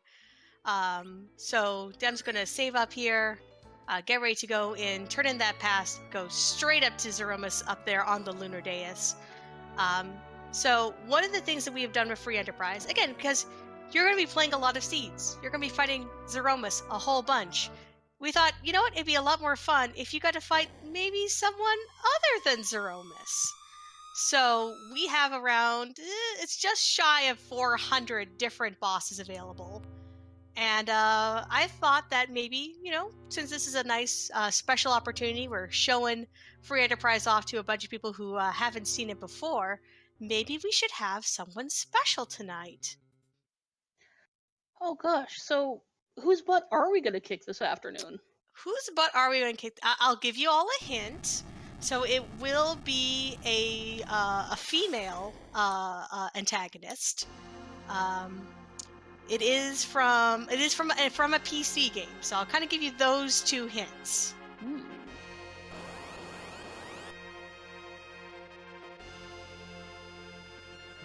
And if anyone in chat can figure it out, I will definitely give you a big round of applause. Let's see here. And for those who are, going to wonder, it's just the sprite that is different. The fight itself is identical to vanilla. Ooh, I see some good guesses here. I'm definitely enjoying. Ooh, I think someone actually might have gotten it. But I'm not going to say who. Yeah, I'm seeing some good guesses. I don't know what we're gonna get, but I like what Someone I'm guessing. did get it in chat.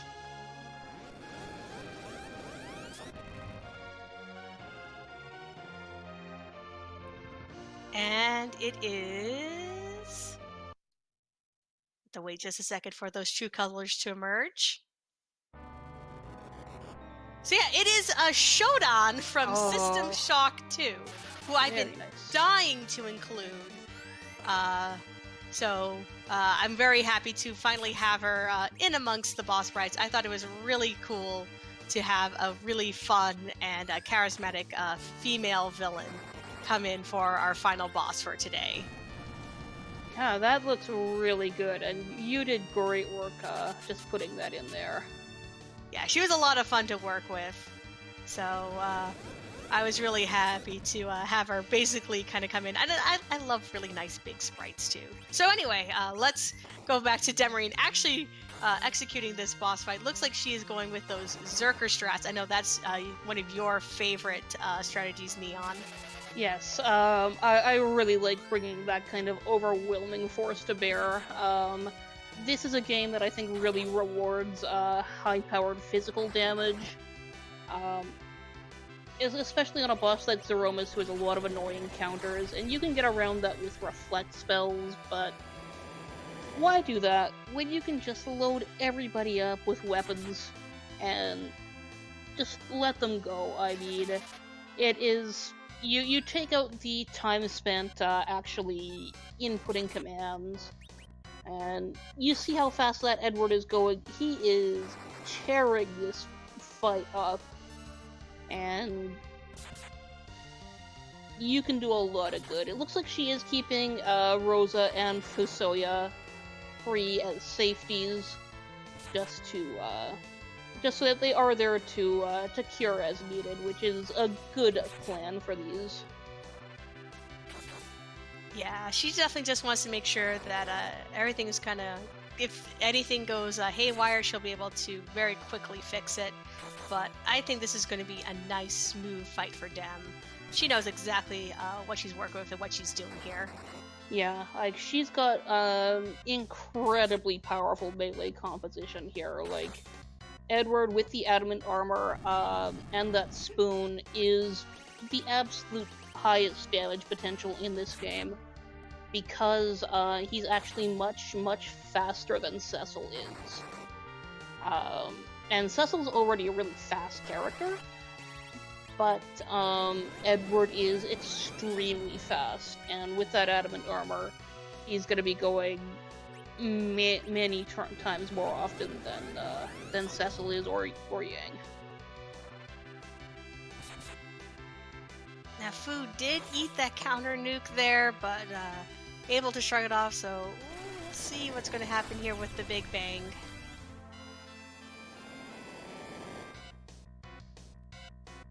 Oh, yeah, perfectly nerfed. Yeah. We're good. We're safe here. There's going to be some healing coming up, and we shouldn't have to worry too much. Yeah, and this is the important thing too. When you're relying on Edward for damage in the Zeromus fight, you do need to nerf your Big Bangs because he needs that. All right, so we had the meteor falling. Let's get ready for time. Time will be on that last hit. We'll see a big flash on the screen when it happens. Time! There we are! Yes, so that is time for Demerine. Yes, there we go. GG Demerine.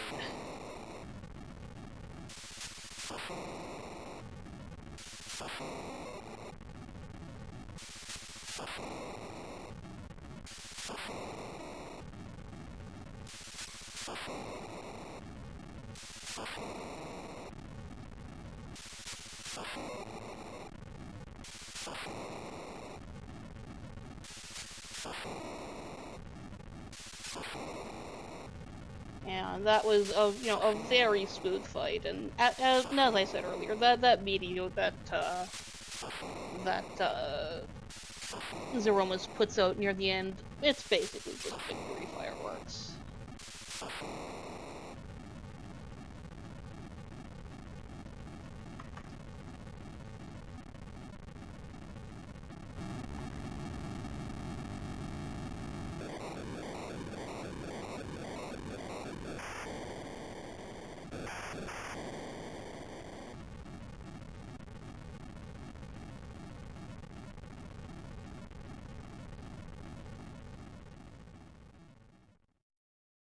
And now we do see Netara going through that Dark Elf fight, gonna get that pan that we know is exactly the item that she needs to get through to the end here.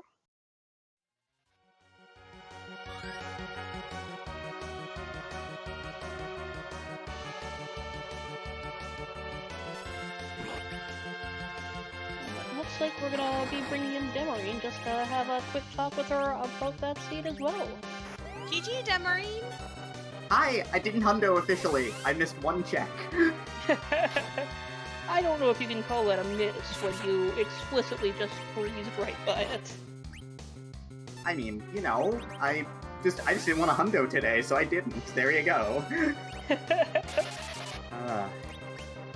Very nice work on that seed. How did you feel about that tower key when it looked like it might have value? I had to check it. I couldn't not. Like, I had to go and say, all right, if I were like invulnerable, what would I do? It'd be like, well, I gamble on double tower. Like I gamble on double moon, like getting everything off the moon in one fell shot, because that's what you do. It's not always the right play, but it would have felt so good to make that be the play that I had to go for it. We thought it was gonna be. We genuinely did until that white spear at the end. Yeah, you can't win them all. That's kind of how it goes. It's part of the game is that you go in gambling and you go in with the kind of that expectation. And I really don't always feel comfortable going up to the moon without half of go mode in hand. But at this point, it was like I could go do a random lunar boss and like Dark Elf at level 27, or I can go to the moon, overcharge my characters, and then come back if that's the play and just be like level 50. And it ended up paying off because that D-Lunar fight almost killed me. Yeah, that was, when you only got the one frog, that was nasty. Yeah, if I had gotten to the back frog, it would have been okay. But I got the front frog and forgot that the script would kick in once I started swinging away, so... Yeah, bouncing that nuke off was a little bit painful, and I just saw my life flashing before my eyes for a second there. That'd have been like a 3.5 minute loss or something. Oh, but Edward saved the day. Edward always saves the day. That's why he got the adamant armor at the end. Exactly. We were so happy to see you put the adamant armor on Edward. It made our day. Yeah, he deserved it. I mean, that pink tail on the moon with the water hag, it was meant for him. yeah, I couldn't disappoint everybody there. That was for sure.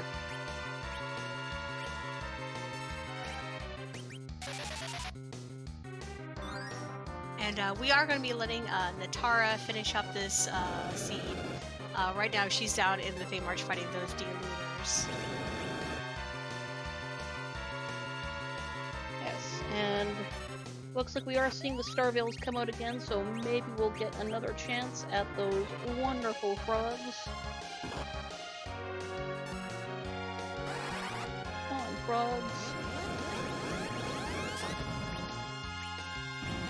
Yeah, leveraging the really high speed in this spot to get the frogs to kick in, because this is of course a Sura spot and it's incredibly fast, so you can make it work that way pretty easily.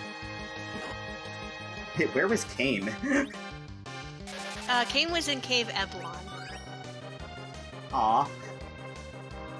That was definitively the character. Like, I was gonna gamble that character early on, but I went, let me do, I needed levels on Cecil, so I went to do Dwarf Castle first, because I was really, knowing that duplicates were on the table already, I saw both forums already, so I knew that I was going to start getting not duplicate characters, and I really wanted Fusoya for the moon, like, because it makes my life 1,000 times easier. And so when I saw Fusoya at Dwarf Castle, I'm like, all right, this seed is done.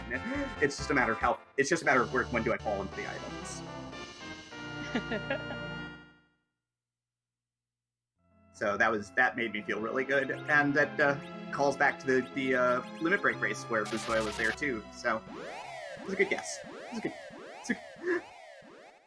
He seems to like the dwarfly accommodations lately. I mean, they do like their beards there. Not complaining. It was good times. Oh yeah. It looks like Netara is going to go give Yang a good whack with that freshly gotten pan.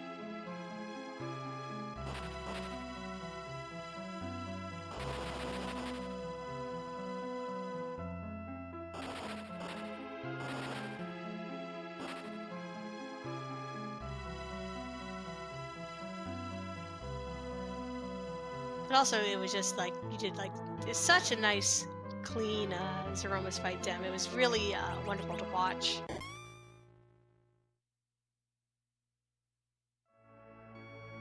Thank you. I even wanted to make sure I timed that the nerf for the Big Bang, because I wasn't doing quite enough damage to just push right through to media without double Big Bang. So I'm really glad I even got that in place as well. So that felt really good. You know, just executing it that well, even though I didn't necessarily have to. It just made it a little bit faster. But you know, every little bit helps.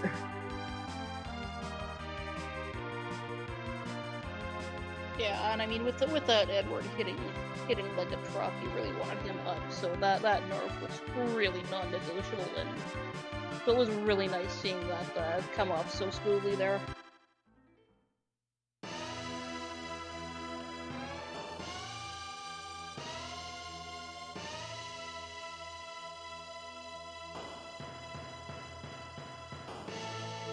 And just to answer the quick question in chat as to what Free Enterprise League Forge means, Free Enterprise is the name of the randomizer. It's an open world randomizer for Final Fantasy IV. League Forge is, League refers to the set of flags that we used for a league that we had not all that long ago. And Forge refers to the variant that we're running, which is that we need to forge the crystal from the adamant and the legend sword. The crystal is the item that we need to actually transform Zeromus into a damageable form.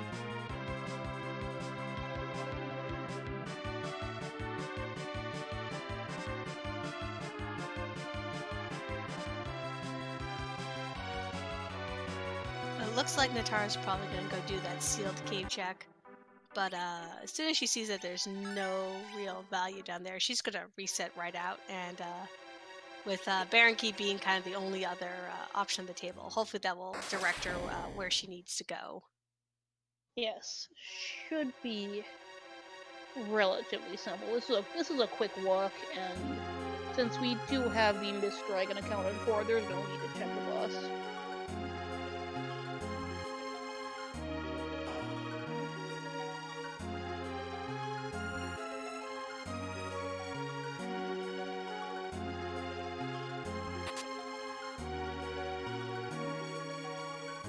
as we pass by all of these doors, I'm just going to point out here that under more unfortunate circumstances, it is possible to turn on encounters and use those doors for a grind, because the trapdoors there, which, I don't know about anybody else, but they scared the living daylights out of me when I was a kid. But they have huge amounts of experience points, so you can grind quite nicely off of those if you have to. I also agree that the doors were terrifying when I played this game as a kid. Yeah, it was just a trap door, and then oh no, it was so scary. To answer Sorry Cake's question, yes, the spoon flag, which you can see up there as dash spoon, allows Edward to equip the spoon, which is the item with the highest attack power in the game. Basically turns him into a frontline melee fighter. Demerine made excellent use of this. Netara also has been using Spoon Word. So we're hoping to see just a little bit more of value out of the Bard and his spoon tonight. Yeah, he is really an impressively strong character if you give him an incredibly powerful weapon. And yes, Netara does reset right out of there. And on to Baron. So we'll see if she decides to go after the king first or go right to the Odin spot where we know that value is.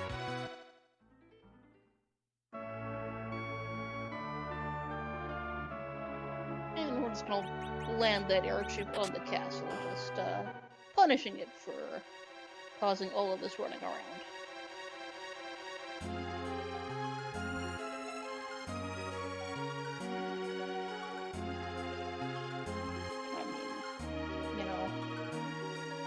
You have to crush places with your airship that you don't like. That's just how it goes. We can't bomb anything in this randomizer, so we have to have a different way to express our aggression towards certain spots. Yes, it's not just that sometimes that airship just goes way too fast and you land wrong. Certainly not. It's always intentional.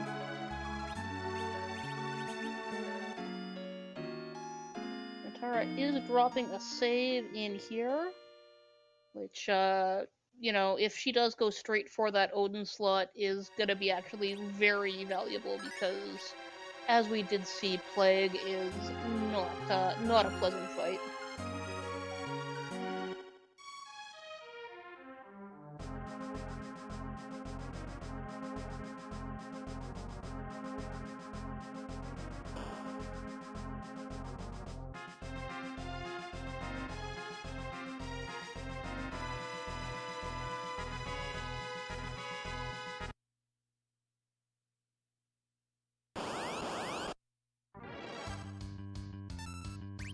But she's going to be able to get through Azura really quickly.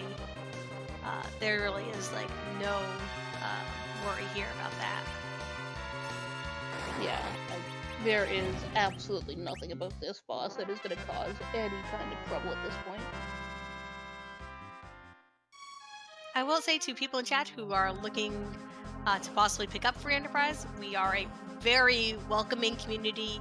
We have a newbie channel, we have a newbie guide. There's plenty of people who you can ask questions to. So if you would ever like to come and join in, we're super duper happy to have you. We do our best to be a very welcoming and also very inclusive community. So we would love to have more people come in and join us. And please, it's FF4, 4 being the numeral 4, fe.com if you'd like to come and see the community and play the game and try it out for yourself. You can see Netara just crushing Leviathan here. Not even a worry there. You'll be able to have Fu do some victory dancing. Hooray! And yes, absolutely do come out, feel free just to pick up the game, come out to our Discord. It's wonderful. I've legitimately seen people get absolutely weepy about how nice everything is, because, we have events like this because a lot of the time things aren't nice, but it's genuinely one of the best communities I have ever randomly stumbled into because I decided to get some tips about how to play a video game before. And we've been absolutely happy to have you, Neon. Oh. Alright, so Netara is going to go here, get her rat tail, and then we're going to probably go right back in, fight that plague spot, get her legend sword, and be on her way to Zeromus.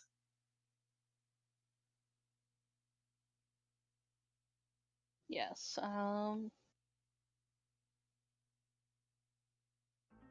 so that rat tail, I think, is actually going to lead to our guaranteed Excalibur, which we haven't run into that I can think of. Okay, looks like she's going to check it real quick just to see if it's a free item or not.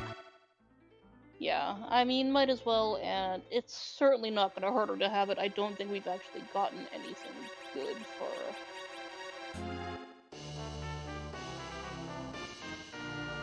Yeah.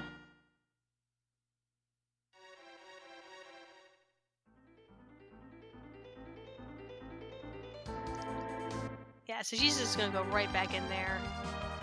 Yeah. Come on, Netara. You got this. Yeah, so we are going to keep that because it is, I think, the best weapon that we've found. I mean, not that we're using Cecil, but, you know, it's a nice trophy for the dashboard of the Enterprise. And we do indeed have we will have on Netara's side, we will have a 17 of 17 seed. Yay!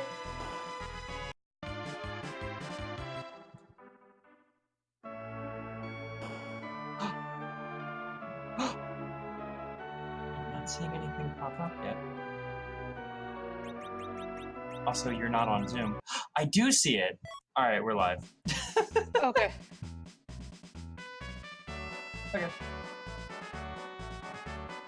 Yeah, All talk. You can go ahead and continue to commentate and pretend like you can see the No, rest of- Okay, we can see the mainstream, and we do see that, yes. She has, getting her crystal right now. Hooray, Netara!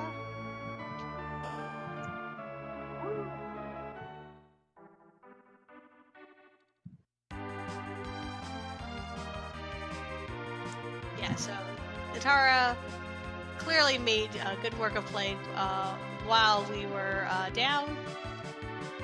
Yes, see, Showdownless did reach out from the moon to try and get us, and, but Netara was stronger than that, and she'll get her revenge right away.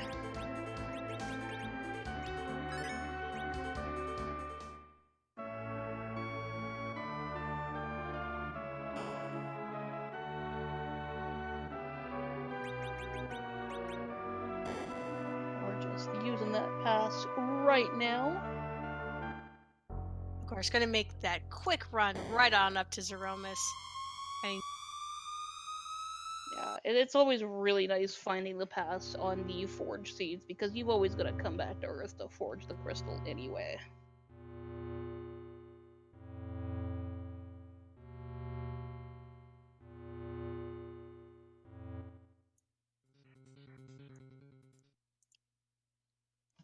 Yeah, but Netara, she's got this. Yeah, she's got an extremely powerful party right now.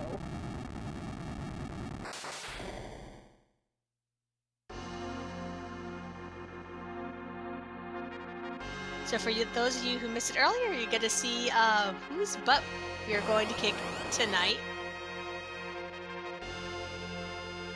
And again, this was a sprite that we came up with special just for Frame Fatales. We wanted to make sure that it was something very special that had not been seen before. So I picked one of the famous female antagonists from video gaming to be our sprite tonight. Yeah, and, you know, one of the absolute best of all time. Aw, thank you, Neon. I mean... You gotta love Showdown. You just gotta. Yeah. Alright, Netara, you got this? on it. Bring it with the 20.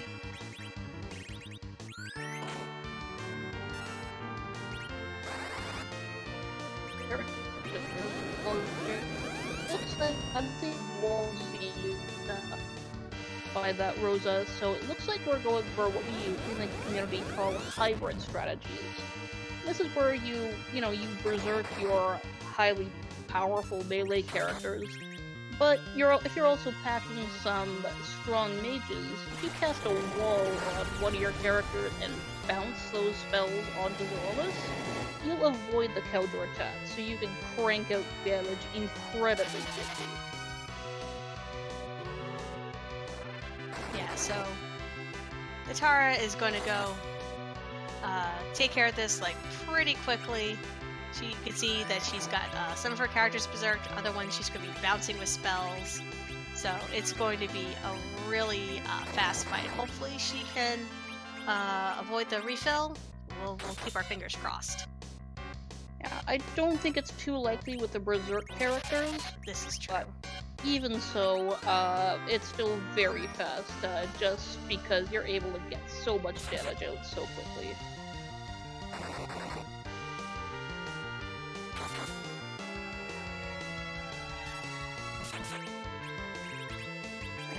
Much like with Demerine, we're seeing the bulk of the melee damage here coming actually from Edward, which always tends to surprise people who really aren't familiar with, just how much damage he's got in him if you let him go.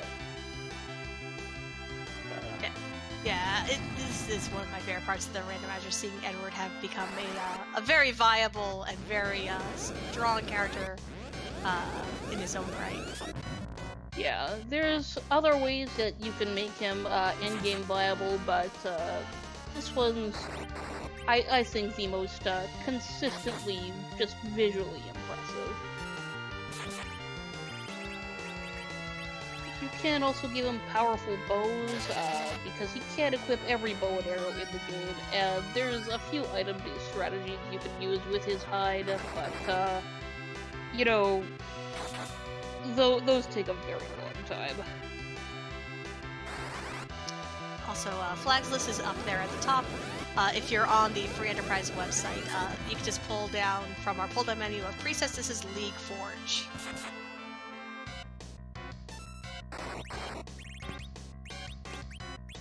Yes, and those are a nice standard-ish set of flags.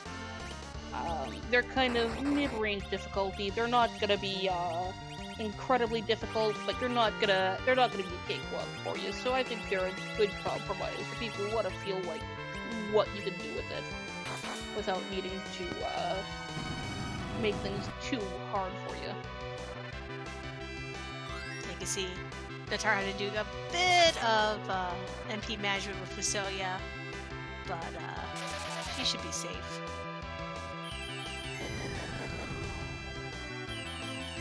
Yeah, so that is the major problem with Fusoya, is that he's got a very small... Oh! Time! There we go! Yeah! Alright. GG Netara! We're going to see if Netara wants to talk to us very quickly. If not, we'll see about passing on to the next person. But, let's see.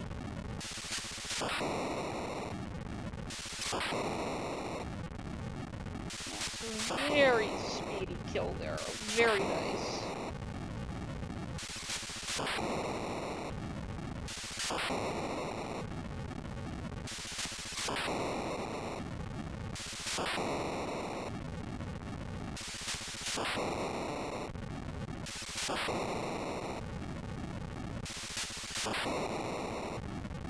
And we do have Netara here with us. Hello, Netara. GG. Oh, thank you. GG, very nice. After that 17 of 17, sure. I mean, you did the entire game in a little over 2 hours. That's pretty great. Yes, I did. I will say that spoon was a great thing to get early on. Won't Yeah. lie. Yeah, we were very happy to see both you and Demerine make good use of Spoonword. That's right, we did. Yeah. And I'm glad we got some music as well. I'm not sure if Demerine did as well. Yes, Yes. Demerine did it a little earlier on. So Double yeah, music. everyone did get to hear the music. Excellent. But I do believe that we are going to be moving along. I wanted to thank both you and Demerine for coming in, for doing an excellent show of this randomizer, for showing off how fun it is. Yes, absolutely. It was a huge amount of fun, and thanks for having us on this event. And good luck to all the future runners coming up. Yes, indeed. Thank you to everyone, and thank you to our commentators. We will be right back with Frame Fatales. We got One Up Girl Zaltis with Mario with Mario Party, the game island, I think it's called. I probably should have looked at this before I actually started speaking. Minigame Island. Oh my god, I was right. Wow, for Yay. once in my life. We'll be right GG, back. Liz.